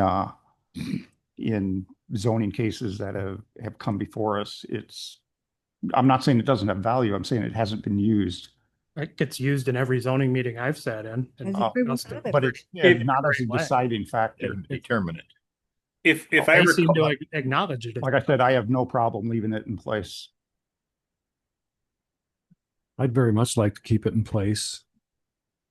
So help me understand which way I need to vote We're going to vote yes to leave it in place. Mike. Okay, so I think it wasn't used is correct what John said, but also when we were changing it to 2 acres, you don't need it. Does that make sense? So now that it's going to be 10 acres or something else, we probably still need it. Does that make sense? Yes. But there is a problem with it, and I just want to say I think we should approve the denial, but I don't know if it needs to be our committee, the development planning or zoning. The Lisa score, the way I understand it, there's 300 points. Most of it's the natural, the resource inventory. The way they charge for that needs to be fixed, because if you're only building a house on 2 acres and it's a 30-acre lot, you have to pay for all 30 acres, and it's a huge cost. Just pay for the 2 acres. And then also, I believe the 300 points on it, only 100 are actually land stuff. And our Lisa score is not the state one. We have changed it. So it needs to be, and I think like with Mrs. Gallagher here, Lynn, sorry, there's so many Lynns and Gallaghers on our committee. The research she's doing, maybe it comes up then, but it definitely needs to be reformed. Does that make sense? So I'm all right with approving it, or approving the zoning board's denial, but we have to keep looking at it because it doesn't work real well. And just to add to what you're saying, speaking to the issue of the smaller lots, we do administratively, we've talked internally about just requiring the natural resource inventory on the parcel that's being created, which makes perfect sense because that's what's being taken out of production. The risk with that, we would inform applicants of that, is if you change the outline of that parcel, then you might have to go back through. So be certain what you're proposing, but we have no problem administratively just limiting it to the smaller lot area. And that does make sense. Hearing no, oh, Diane. Well, I just want to echo, thank you, Mike, to bring that up. I think people who have not read the history of Lisa, it really is a tool that was revised in Joe Davis County. The state Lisa scoring system is different than what we're using. And during the ad hoc committee meetings, there was discussion about making some alterations, but there wasn't any real in-depth study on how that might occur. So if we send it back to the zoning board, I hope that the staff can kind of give us more of a training and education, a consideration of what we're really about. We're really about preserving ag and making the road safety and trying to encourage people to live in a closer to their communities, all those different issues, and not just look at it as only one tool. John Schultz. I have no animus against Lisa, but it should be the same rules that the state uses, not the ones we do. It tends to have higher scores because of the way it's calculated from this county. I concur with that. All right, seeing no other, John. I can't read the motion we're voting on. It gets kind of lost. Okay, we are going to vote to approve the denial of the proposed amendment to eliminate the requirement for a land evaluation site assessment Lisa score for any proposed converting of agricultural land to non-ag land. So if we vote, want to yes. use Lisa, you vote yes. If you want to use Lisa, you vote yes. If you don't want Lisa, you vote no. Correct. Correct. I Change it later if we want to. And I would recommend, again, if this is approved, if the denial is approved, this is something that the ZBA should take care of administratively. Right. If you were at the zoning meeting, they acknowledged several areas where changes could be made that I think are in line with what Mike said. I don't know that you need a separate motion sending. This is something they can take care of administratively. As far as I'm concerned, to change what they're using for the Lisa score doesn't need board approval. Okay, let's we beat this to death. So let's vote here. Roll call. Schultz, Aye. Allendorf, Aye. Ambrosia, Yes. Bastian, Yes. Bame, Yes. Creighton, yes. Dittmer, Yes. Endres, Aye. Diane Gallagher, Aye. Lynn Gallagher, Aye. Grzoffi, Aye. Pike Camp, Aye. Fireman, Holt, Aye. Lang, Aye. no, Aye. Trost. Yes. Motion carries. Thank you. Item 4. adopt an amendment to allow accessory units, ADUs, as a permitted use in any zoning district permitting residential development.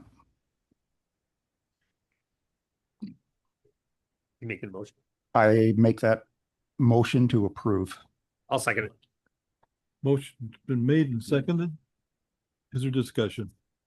Mike? Yeah, just for you, if you guys don't know, so these are already allowed in ag areas, and they're called granny homes. So that's their nickname. So like if there's a farm and the family, the grandchildren want to move into the big house, they can build a smaller house or a smaller place for grandma or grandpa to live.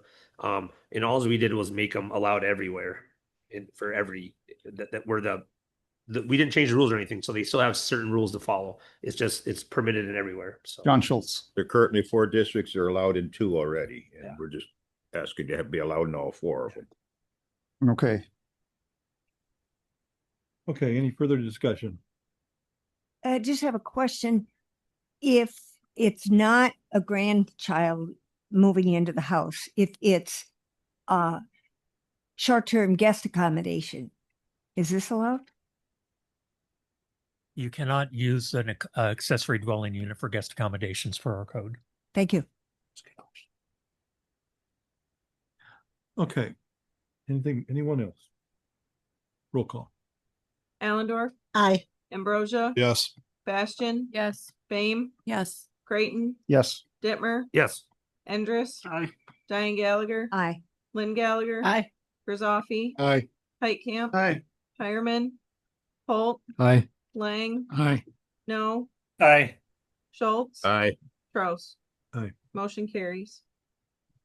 All right, item 5, adopt an amendment to the site development standards for properties licensed for guest accommodations to eliminate the requirement that guest parking spaces have a maximum slope of 8%, eliminate the standard that access roads, driveways leading into the property not exceed a slope of 15%, and eliminate the special side yard setback requirement of 5 feet per bedroom with a maximum setback of 35 feet, and require that setbacks applicable to the underlying zoning district.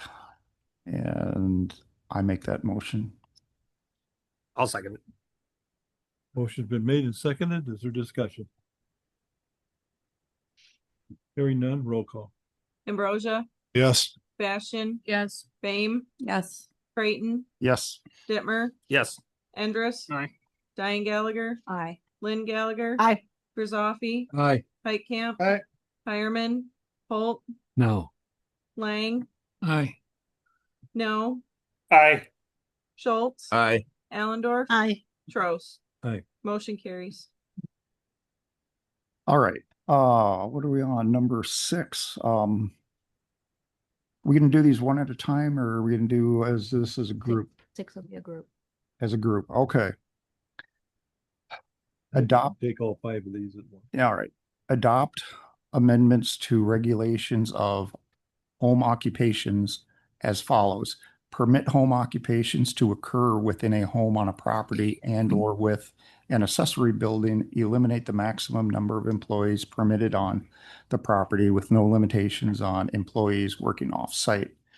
Allow the sale of ancillary items not made, assembled on the property as part of the home occupation. Add language stating that equipment used of the home occupation shall not create a nuisance or excessive noise. Eliminate the prohibition on deliveries by tractor trailer combination trucks for home occupation uses, and and add the following as permitted home occupations: antiques, retail, automotive and other vehicle maintenance, repairs and services, veterinary clinics, and design, development, and other related services. And I will make that motion. Second, please. I'll second. Okay. Their motion is made and seconded. Is there discussion? Lynn? For item 5, we're adding home occupations. What occupations are already allowed? There's a huge list in the book. too many to list. Well, there was a whole, why he's looking, there was a list of what was denied. And these three were denied and we just made them allowed. There are other ones denied, like all 100 feet.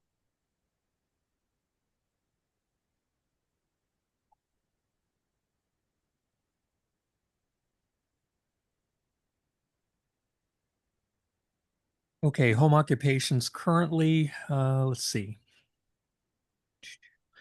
Currently, you're only allowed to have the home occupation within the principal residence, no more than 4 employees who do not reside in the home.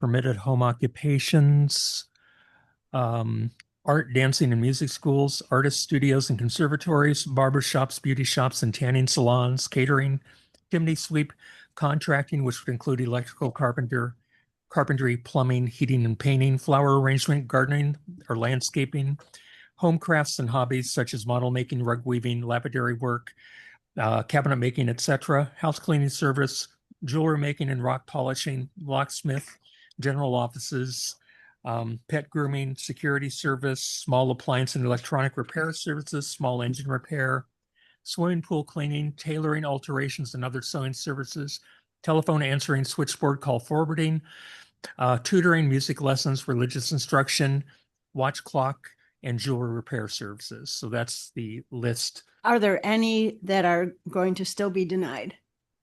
Ones that would still not be allowed would be adult entertainment establishments, grocery sales, heavy equipment rental, kennels, and undertaking mortuary and funeral services.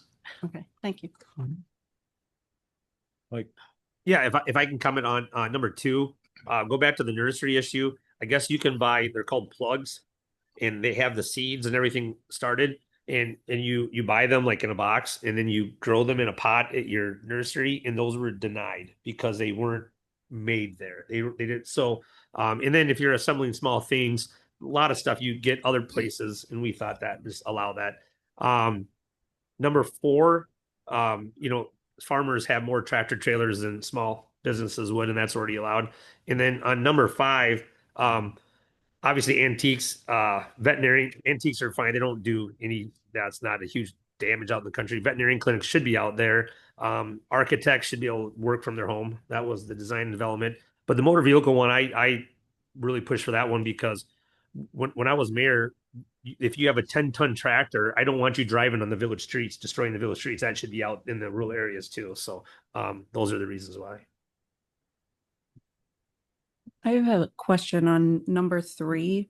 What if someone has a farm and the parcels are divvied up that part of their shed is on a smaller parcel than 40 acres? How does that language affect them with the nuisance and excessive noises? Like, can anyone complain about, like, what does that mean? Anyone, we react based upon complaints, so anyone could complain.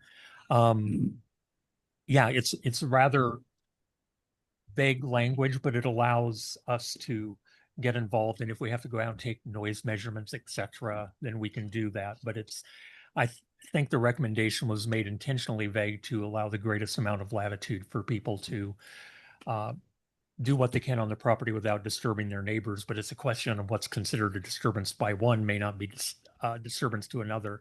But so over 40-acre parcel, you would kind of be exempt from the home occupation, and it would be farming. Don't have anything to do with it. So what is home occupation? You are operating a business from your residence. So farmers in general. Farmers, anyone in general, in any residential zone, you can have a home occupation. It's not strictly related to agricultural. A home occupation is someone who, let's say they have a professional, let's say they're an insurance agent, for example. They can have their home office, work from home exclusively. They might have one staff person supporting them there. They can do that. Someone has a florist business, for example, they can do that as a home occupation. What this amendment allows is they can do some of the preparations for their floral business within an accessory building, which they're not allowed to do currently under the current code. And this language also allows them, using the example of a florist, let's say they have like little gift boxes or cards, stuff like that, that wouldn't normally be allowed to be sold there, but those are ancillary items that are customarily sold with that type of business. So yeah, the home occupations can happen in any residence. It's not related to lot area. It's not related to the agricultural zone specifically.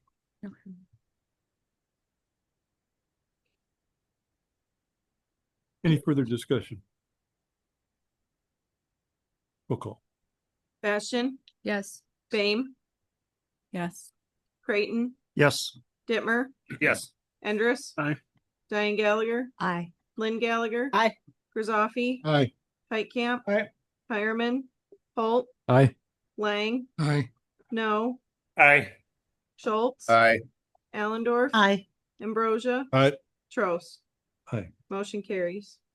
And finally, item 7, adopt amendments related to sign regulations as follows. Add language that when a non-conforming sign ceases to exist, a written notice shall be provided via certified mail that provides the sign owner 180 days following a receipt of notice to repair, replace, remove the sign within 180 days of receipt of the written notice. The zoning administrator may grant reasonable extensions of time for the sign to be brought into conformance. 2, create a new category of signs identified as local business off-premises signs, defined as businesses that physically located within the boundaries of Joe Davis County that is placed on a property other than the location of the business intended to promote local business enterprise in the county, subject to the following restrictions. Double-faced signs are permitted, limited to no greater than 32 square feet of sign face with an overall height above the adjacent grade of no greater than 20 of the top of the sign. No more than one local business off-premises sign structure shall be situated on a property. Sign structures may advertise more than one business as long as all other criteria for this section are met. Local businesses off-premises signs may be erected no closer than 1 mile from any other off-premises sign, including traditional billboards. In determining compliance with the standard, signs on both sides of the highway corridor shall be considered, and the sign shall be continually maintained in good condition. And I make that recommendation. Second. Thank you, John. Just a very brief history on how this came about. We had a couple of instances with signage here in the last couple of years involving signs that have been empty or in poor condition for a number of years. Ownership transferred into new hands, and the signs were repaired and replaced. And after that had been done, there were some complaints filed and about asking them to remove the signs, and it turned into a large ordeal. So I'm hoping that this eliminates this in the future. Did you get a second?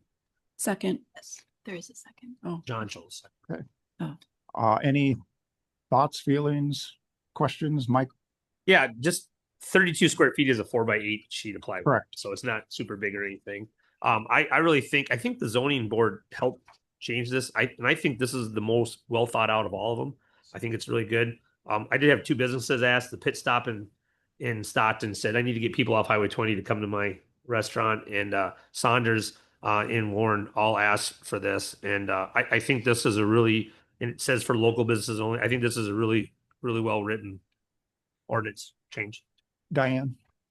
I'm just curious what the discussion was that led to a 1 mile between signs.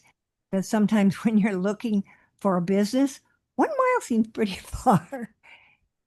I think there are IDOT requirements that would impact that. I don't know. I've been dealing with IDOT for a park sign, and I didn't get that information in the packet. That was, I actually drafted all of this language in January of this year in response to a special meeting of the ad hoc committee that we had. And the one mild distancing was to try to prevent us from looking like the Wisconsin Dells, where you have a billboard constantly, one after another, trying to limit how close together they are, so we don't ruin the appearance of our countryside, of our agricultural areas. Well, I think you may have come up with a compromise where two businesses could be on one side. Let's say, you're looking for that greenhouse and it's over there by some other business, at least if the two are together. But sometimes it's hard to find your way around in our rural roads. They're not always working. Lynn, Help me understand that if a sign ceases to exist, how you can repair, replace, or remove it. if a sign falls into disrepair, they can request that it be removed, repaired, or replaced. If it ceases to exist, I guess it's gone. So. Okay. Okay, is there any further discussion? Roll call. Bame, Yes. Creighton, Yes. Dittmer, Yes. Endres. Aye. Diane Gallagher. Aye. Lynn Gallagher. Aye. Rosoffi. Aye. Heitkamp. Aye. Hireman. Holt. Aye. Lang. Aye. No. Aye. Schultz. Aye. Allendorf. Aye. Ambrosia. Aye. Bastian. Aye. Trost. Aye. Motion carries. Okay, I'd just like to make this comment here. I'd like to thank Bill for his department for all they've done and bringing all this forward. Been a lot of work for you. We understand that. And for the Zoning Board of Appeals, they do an excellent job. They follow the rules explicitly, and that's the way it's supposed to be. I also like to thank that the ad hoc committee that put most of this all together, or much of it. When I established the ad hoc committee, I made Corey Cassens the chairperson for that committee. And I went to Corey and I says, Corey, you're not here to rewrite the ordinance for zoning. You're here to tweak it and make it better for people that want to come into Jodivas County, want to live here, and good for business. And I think that's exactly what they did. And I'm just very thankful for all the work that everybody has done on this, including this board. Continuing. Development planning, Diane.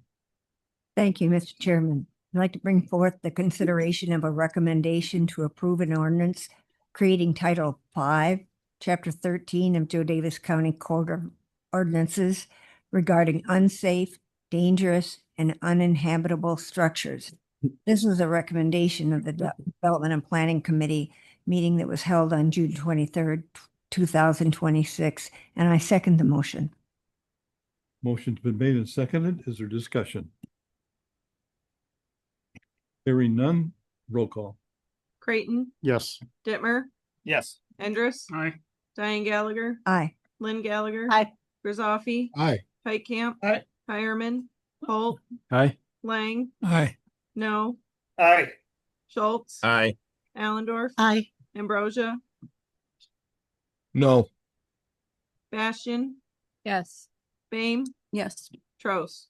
Aye. If you look at the pictures that was in the package, you'll understand what it's about.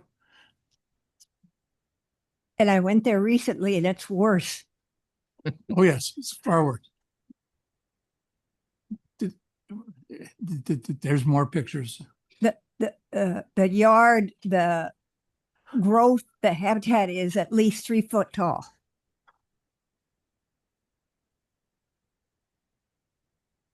And this is, there are homes on either side of it, and there's a subdivision across the road from it. And there's kids and everything else in this neighborhood. thank you for helping Dunley Township out. It's not done yet. Mr. Chairman, I have another consideration for that recommendation from the Development and Planning Committee meeting held on June 23rd, 2026, to approve an ordinance amending the boundaries of the joint Northwest Illinois Certified Enterprise Zone to include AutoSmart Incorporated. And I second the motion. Motion's been seconded, made and seconded. Is there discussion? John? I sit on this committee, and this is an opportunity. Enterprise zones, an opportunity that Davis County doesn't seem to participate in. By doing it, you get reductions on some taxes on building materials mostly. We have two proposals for adjusting the boundaries of the zone and two enabling legislation to do them.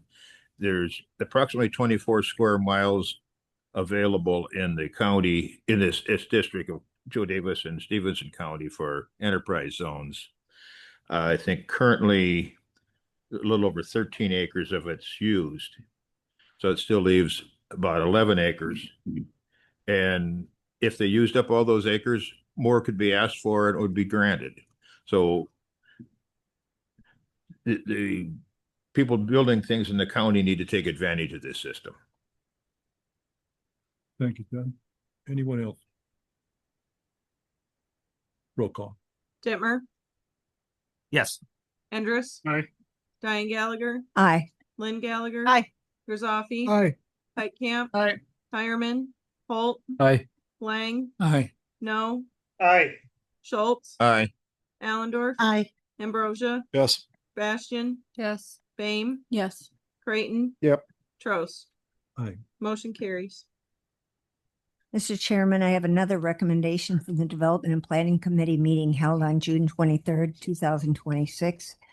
The recommendation is to approve a resolution to authorize an amendment to the intergovernmental agreement for the operation of an enterprise zone to include AutoSmart Incorporated, a car dealer specializing in classic car consignment. And I second the motion. As you can tell, this is a follow-up. Motion's been made and seconded. Is there discussion?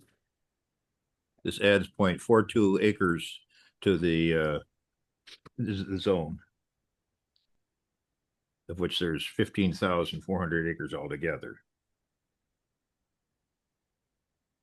Thank you, John. Roll call. Endres, Aye. Diane Gallagher, Aye. Lynn Gallagher. Aye. Griswold. Aye. Pike Camp. Aye. Hireman, Holt, Aye. Lang, Aye. No, Aye. Schultz, Aye. Allendorf, Aye. Ambrosia, Aye. Bastian, Yes. Bame, Aye. Creighton, Yes. Dittmer, Yes. Trost. Aye. Motion carries. The Development and Planning Committee has another recommendation that came from the June 23rd, 2026 meeting. It's a consideration of a recommendation to approve an ordinance amending the boundaries of the joint Northwest Illinois Certified Enterprise Zone to include the village of Lena, Illinois. And I second the motion. Motion's been made and seconded. Is there discussion, John? This includes 112.23 acres in Lena. Lena has recognized that they need an opportunity for people to build houses. So they have set up extended their enterprise zone in Lena, and people that build in there will be able to take advantage of the tax breaks to build there. Okay, is there further discussion? Roll call. Diane Gallagher, Aye. Lynn Gallagher. Aye. Griswold. Aye. Pike Camp. Aye. Hireman, Holt, Aye. Lang, Aye. No, Aye. Schultz, Aye. Allendorf, Aye. Ambrosia, Aye. Bastian, Yes. Bame, Aye. Creighton, Yes. Dittmer, Yes. Endres. Aye. Trost. Aye. Motion carries. And the last recommendation that comes from the Development and Planning Committee held on June 23rd is a recommendation to approve a resolution to authorize an amendment to the intergovernmental agreement for the operation of an enterprise zone to include the village of Lena, Illinois. So it's just another follow-up. And I do want you to recognize that our membership in Northwest Illinois Economic Development does list things like this for the members on their website. Motion's been made and seconded. Is there discussion? John, you have something? Okay. Hearing none, roll call. Lynn Gallagher. Aye. Griswold. Aye. Camp. Aye. Fireman. Holt. Aye. Lang. Aye. No. Aye. Schultz. Aye. Allendorf. Aye. Ambrosia. Aye. Bastian. Aye. Bame. Aye. Creighton. Yes. Dittmer. Yes. Endres. Aye. Diane Gallagher. Aye. Trost. Aye. Motion carries. Social Environmental, Lynn Gallagher. Thank you, Oh, Mr. I'm Chairman. sorry, John Lang. Do you have anything? No. Okay. The General Assembly is out of session and you're safe. Okay, Lynn. Thank you. The Social and Environmental Committee has 3 items before you this evening. The first is consideration of a recommendation to approve an intergovernmental agreement between the City of Galena and Joe Davis County Transit. This is a recommendation of the Social and Environmental Committee meeting held June 18, 2026, and I second the motion. Motion's been made and seconded. Is there discussion? Hearing none, all those in favor signify by aye. Aye. Any opposed, say same. Second is consideration of a recommendation to approve a contract between Rosecrans and Joe Davis County Transit. This is a recommendation of the Social and Environmental Committee meeting held June 18, 2026, and I second the motion. Motion's been made and seconded. Is there discussion? Hearing none, all those in favor signify by aye. Aye. Any opposed, say same. And finally, consideration of a recommendation to approve a contract between the workshop and Joe Davis County Transit. This is a recommendation of the Social and Environmental Committee meeting held June 18, 2026, and I second the motion. Motion's been made and seconded. Is there any discussion? All those in favor signify by aye. Aye. Aye. Opposed, say same. Thank you very much, Lynn. John Creighton, Executive. 2 items tonight. First, consideration of a recommendation to approve an intergovernmental agreement with the City of Galena for the purposes of building a parking ramp located at the address commonly known as 311 North Bench. This is a recommendation of the Executive Committee held on July 6th. And I second that. Motion been made and seconded. Is there discussion?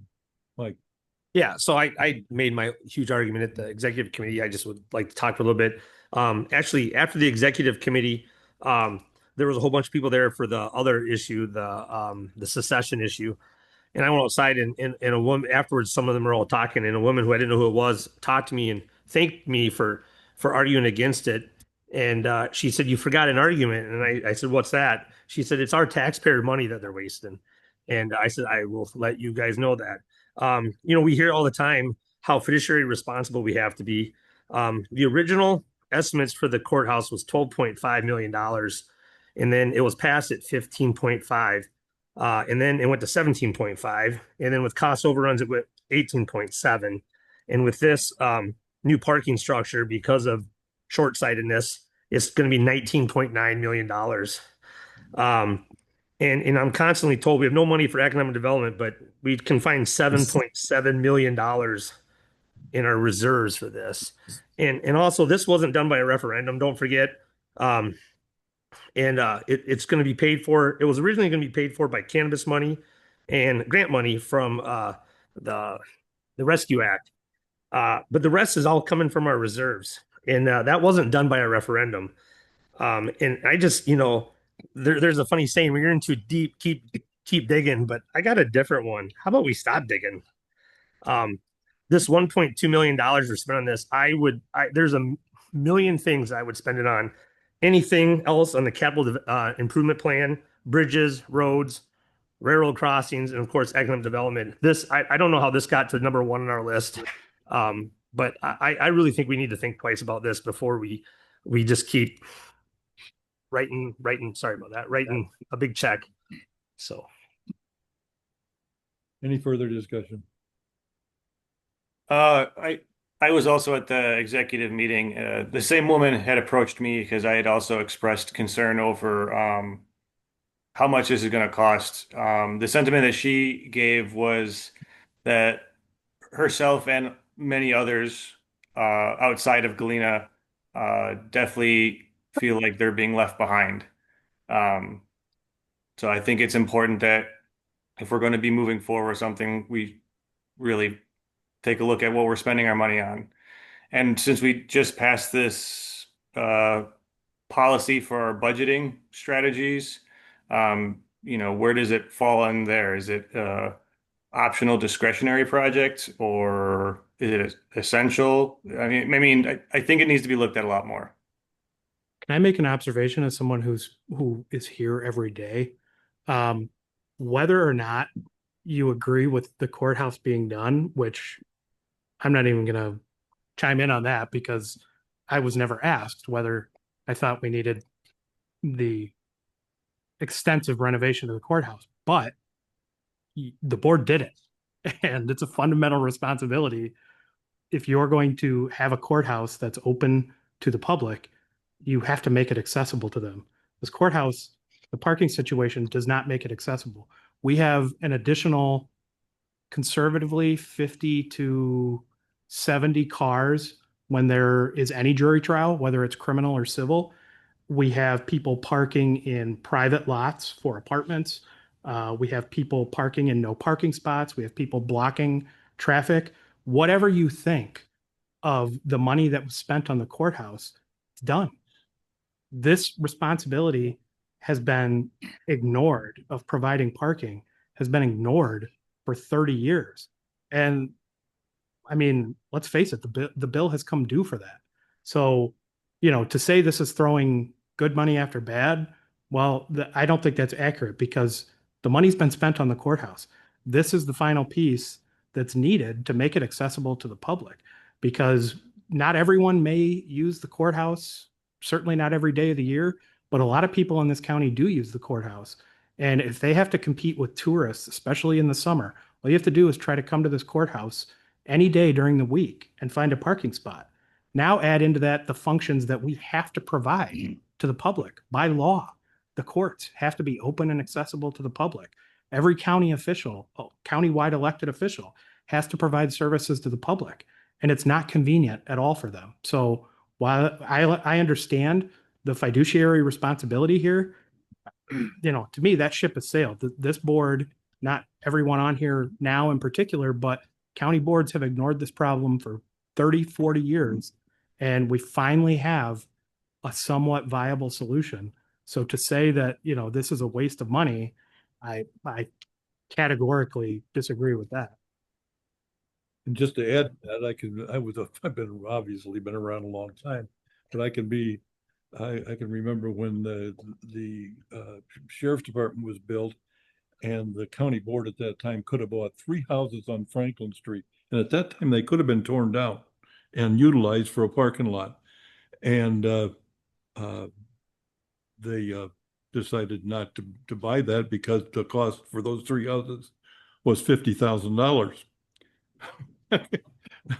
That would have eliminated the problem right there, but because of not being able to look into the future, it wasn't done. So I agree that this is an important completion of the project. John Schultz. And if you look in your packet, they conservatively estimate $30-some thousand worth of revenue each year from the parking lot, which is 3.25% return on investment, which is better than 1.75. Well, to be fair, the county's not going to see much revenue because most of the county's parking is going to be free during, Monday through Friday. Well, just to clarify though, that all revenue collected, whether it's split. free, it's all split. So anything on the bottom level, even when it's free on the top, we're splitting 50-50 with the city of Galena. John. Yeah, I follow up on what Don said. There have been numerous missed opportunities and this will finish the project. The possibility of getting a lot right across the street from this courthouse is not going to happen again. Never. Dacia? How many parking spaces are available now and how many people per day and how long do they stay in the courthouse? How many parking spaces do we need on average per day? Do we know that before we're making these big money decisions? Have we done the research on that? I mean, all I can do is offer an observation as someone whose office overlooks the parking lot out here every day. I mean, as far as I know, nobody's run the numbers on it, but it's not adequate. That's all I can tell you. Or like the parking across the street, like is that primarily employee or is it only the front 15-minute parking? Employees aren't allowed to park in the Meeker Street lot.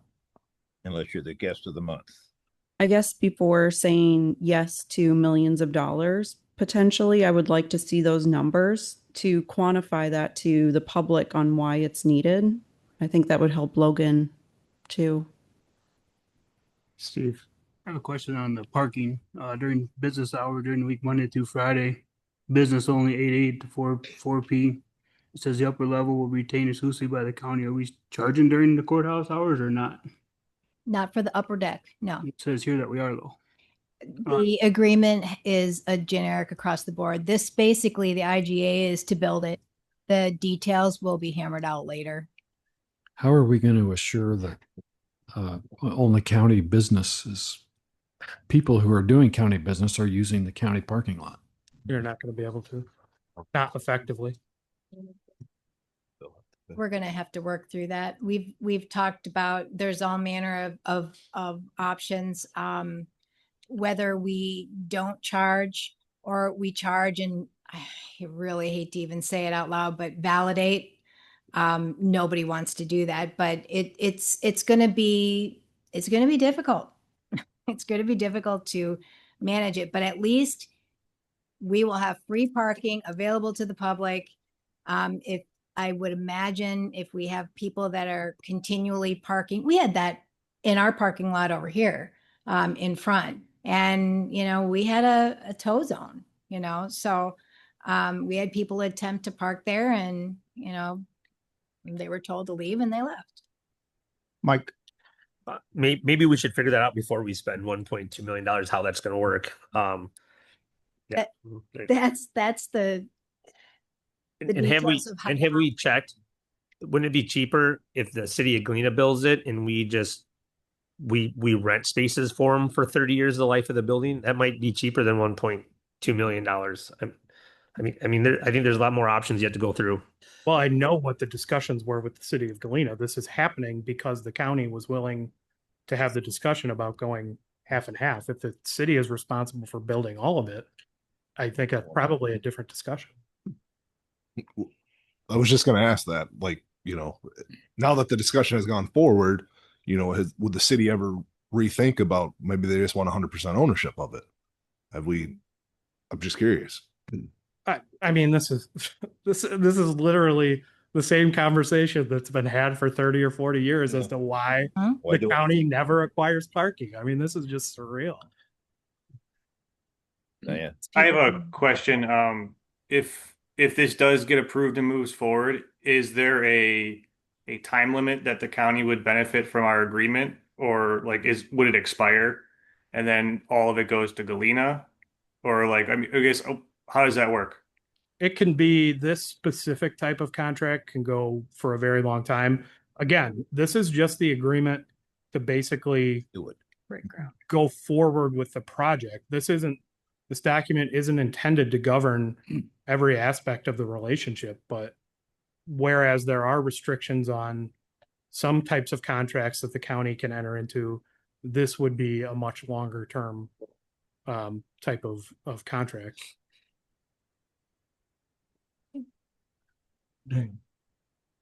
This is actually a question for Bill Meeker, and I should have looked at it ahead, but if a building of this size were built new by a commercial business and employing the number of people that we have in this building, does the zoning ordinance have some criteria of how many parking spaces are required?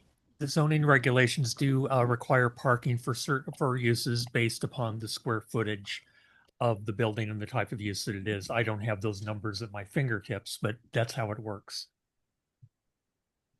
And just so you know, we have close to 60 employees in this building every day, Monday through Friday. Okay, Any further discussion? I would only say, please don't let an opportunity like this slip to our fingers again. We've let it, this board, not this board, but county boards have 30 years. I can tell you it's probably more than like 50 years. Let parking just slip right through their fingers, and it's been an issue ever since I've been around here. So having said that, roll call. Griswold, Aye. Heitkamp, Aye. Hireman, Holt, Aye. Lang, Aye. no, No. Schultz, Aye. Allendorf, Aye. Ambrosia, No. Bastian, Aye. Bame, No. Creighton, yes. Dittmer, No. Endress, Aye. Diane Gallagher, Aye. Lynn Gallagher, Aye. Prost. Aye. Motion carries.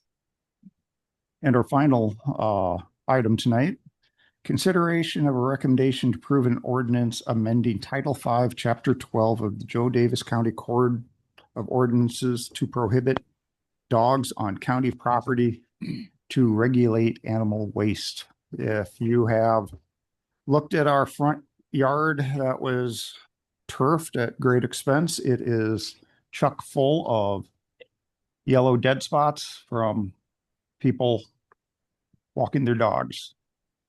So this is a recommendation of the committee, and I second that.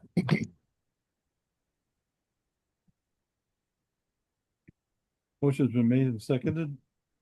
Is there discussion? Roll call.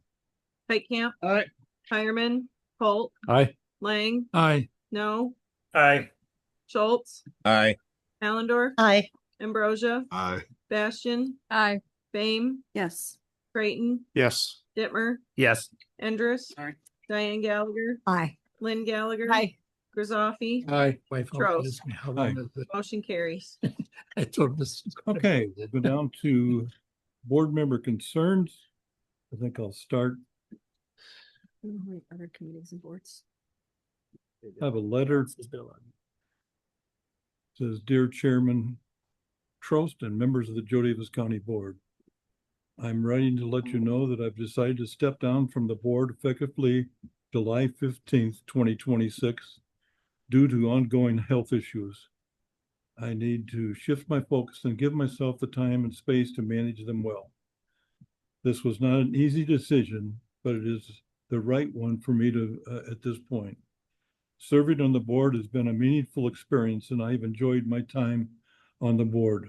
I'm grateful for the chance to work alongside colleagues who care deeply about our community and truly value the relationship and collaboration that have come from this work. Thank you for your opportunity to serve and the support along the way. Robert Hireman, County Board, District 16. Okay. I guess one thing, I mean, Public Works tonight brought up a perfect example again.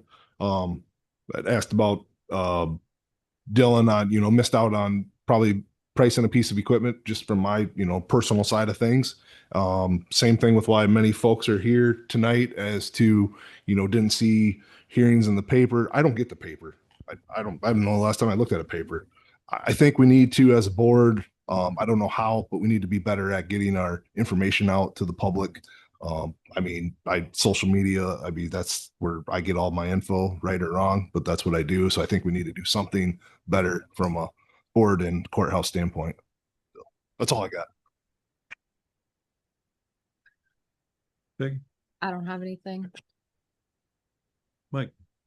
Yeah, I had I actually had a member of the 708 Mental Health Board call me a couple of months ago with a concern, and then at the last 708 board mental meeting, it was brought up. There's like when they're talking about funding in Midwest Medical, because they're for profit, it seems like they shouldn't get any funding, and I don't quite understand that, so I'm going to look into it more. I don't care if they're not for profit or for profit, if they can provide a good service for us at the right price. I don't know why that's an issue. So it's something I'll look into. So Midwest Medical is not for profit. I think according to this person, they are, and so they shouldn't get funding is what the two statements were. So But I served on the board. They're not for profit. so okay, good. I have nothing. Yep, I have a concern, and I would welcome anybody, not now, obviously, but a couple of hours or tomorrow. Given the weather, I've been looking for cooling stations, any place for folks to go. And I haven't been able to find anything countywide or locally. So if anybody knows of cooling areas or any place that folks could go, I'd appreciate it if you'd let me know. Thank you. John. No concerns. Got it. John. I agree that we need to better communicate with our citizenry about meetings that are going on. Ad hoc in particular went on for about 16 months. I had missed the first meeting. I wasn't on the committee, but I attended all the meetings beyond that. And I was the only person there other than committee members for all those meetings, as far as I remember. So the opportunity was there to input, and they did occasionally listen to me, but the opportunity was there. Again, we need to get the information out more to the people. Chris, do you have anything you'd like? No, I don't. Thanks.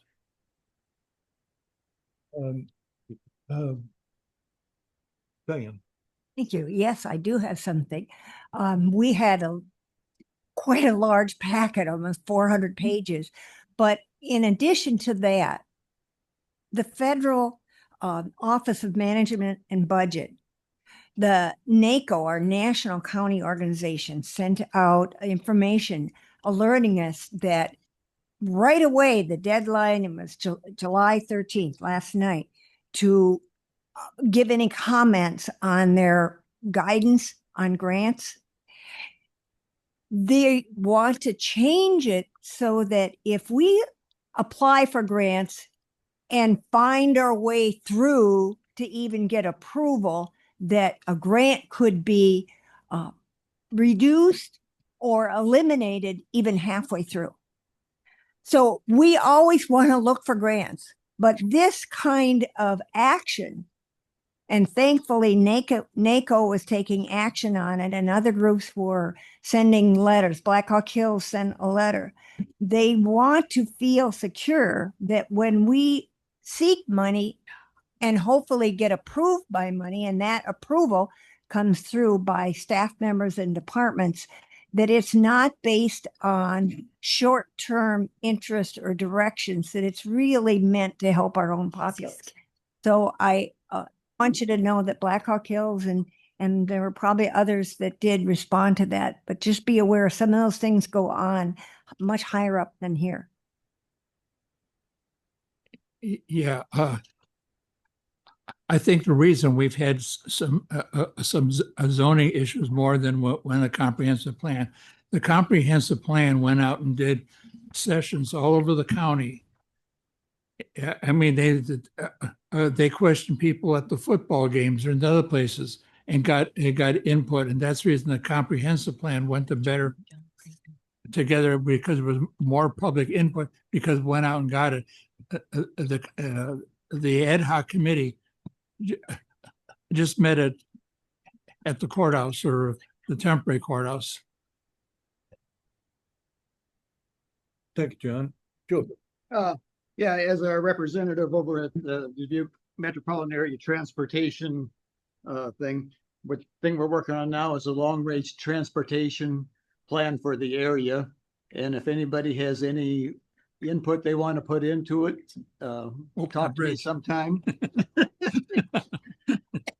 tomorrow morning, I'm going to be meeting with the city manager in East Dubuque and somebody from DMATS and somebody from the Illinois Department of Transportation concerning the bridge in East Dubuque and floodwaters, number of things. I'll find out tomorrow morning. Thank you. None. Good. What? I'm good. I'm good. Okay, very good. Well, this is the most important. Oh, I'm sorry. I'm good too. Logan, do you have anything? Said he was good. No, I'm good. I was just going to echo what Jacob and John Schultz said. Ways that we can improve our communication. All right.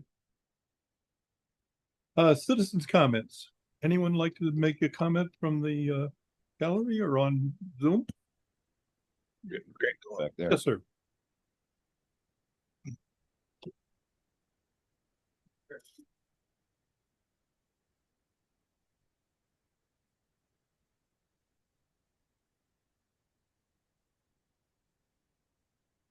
Well, no, not very legible.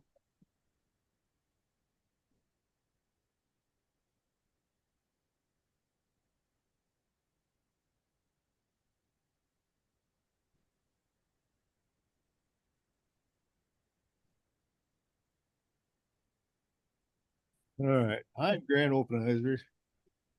As far from a public speaker as you can get, so bear with me. But first off, I want to commend all you guys because my mom served on the board for a long time, on the county board, and I know how much time it takes. And Charlize, it's a thankless job, and you never make everybody happy. Him on the Joe Davis County Beat Board. I'm not here. We already made our statement that we are opposed to the change, but I'm not here as them. I'm here as a fifth generation farm my whole life farm. My brother and I run about 3,000 acres. We have a lot of cattle, and I'm very concerned about dropping this down of how it affects me. I'm afraid you're looking at the local fix and the long-term goal of sustained agriculture in Davis County. I think with changing this down to 2 acres is really going to affect that. It's already affected it. Like I say, we got a lot of cattle. I have to be through the CAFO, which is Confined Animal, CAFO, Confined Animal Facilities Act. For me, 300 to 1,000 confined animal units is a quarter mile to a resident, half mile to a place of business of 50 people or more once a week, which we have a church right outside the end of the driveway. So that qualifies. But if you have a house in there, you cannot build, you cannot expand. That's you're done. I mean, there's a lot of other, but that's a big one that you probably haven't heard of before.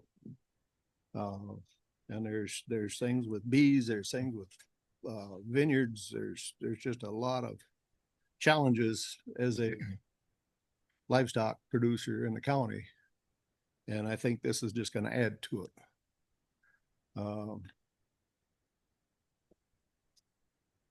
Anyone has any questions for me? Feel free to reach out to me. I know a few of the board members here know me. And I'd be happy to expound further. You got any questions for me now? We can't do that. Our policy is not Can't engage. not to interact. Yeah. We can talk to you like after the meeting or something. I think, the committee meetings, I have not been to any of them, but I've been keeping abreast to it. By what I've heard, the recommendations were definitely one-sided. And I'm not sure that all of you are perceiving that way. I'm not sure why, at these meetings, the general majority that elected you are against changing this, why it's even still an issue. So that's all I got to say. Thank you, sir. Yep. Is there anyone else like to get to speak?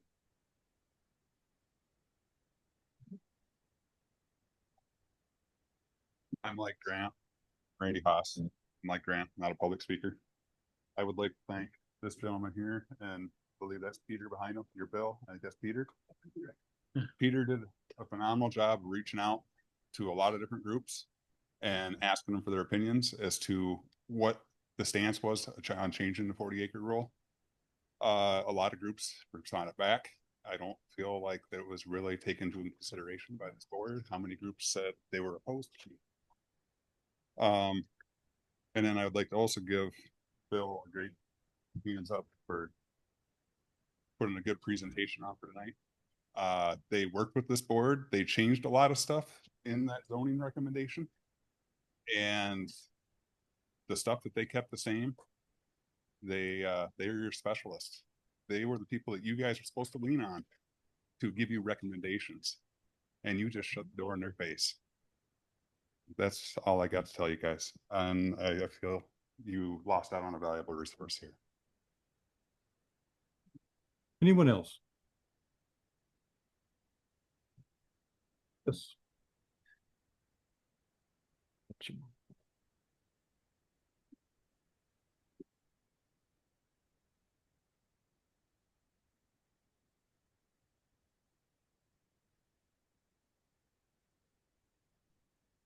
Carol Schweitfeger, Elizabeth, Illinois.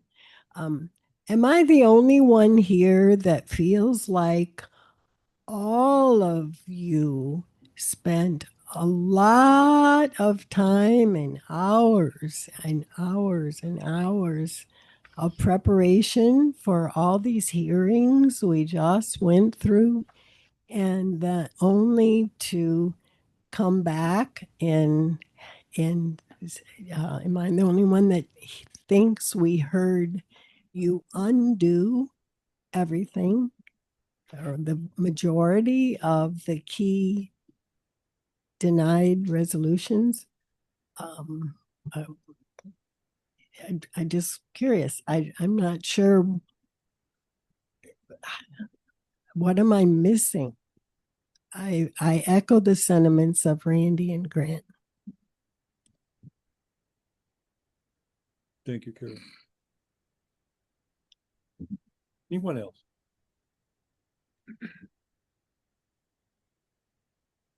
Anyone on Zoom that would like to speak? All right. Can I have a motion to adjourn? So move. So move. Motion was made and seconded. All those in favor signify by aye. Aye. Opposed, say nay. Time is 9:43. When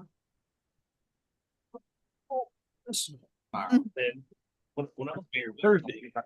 You said Thursday?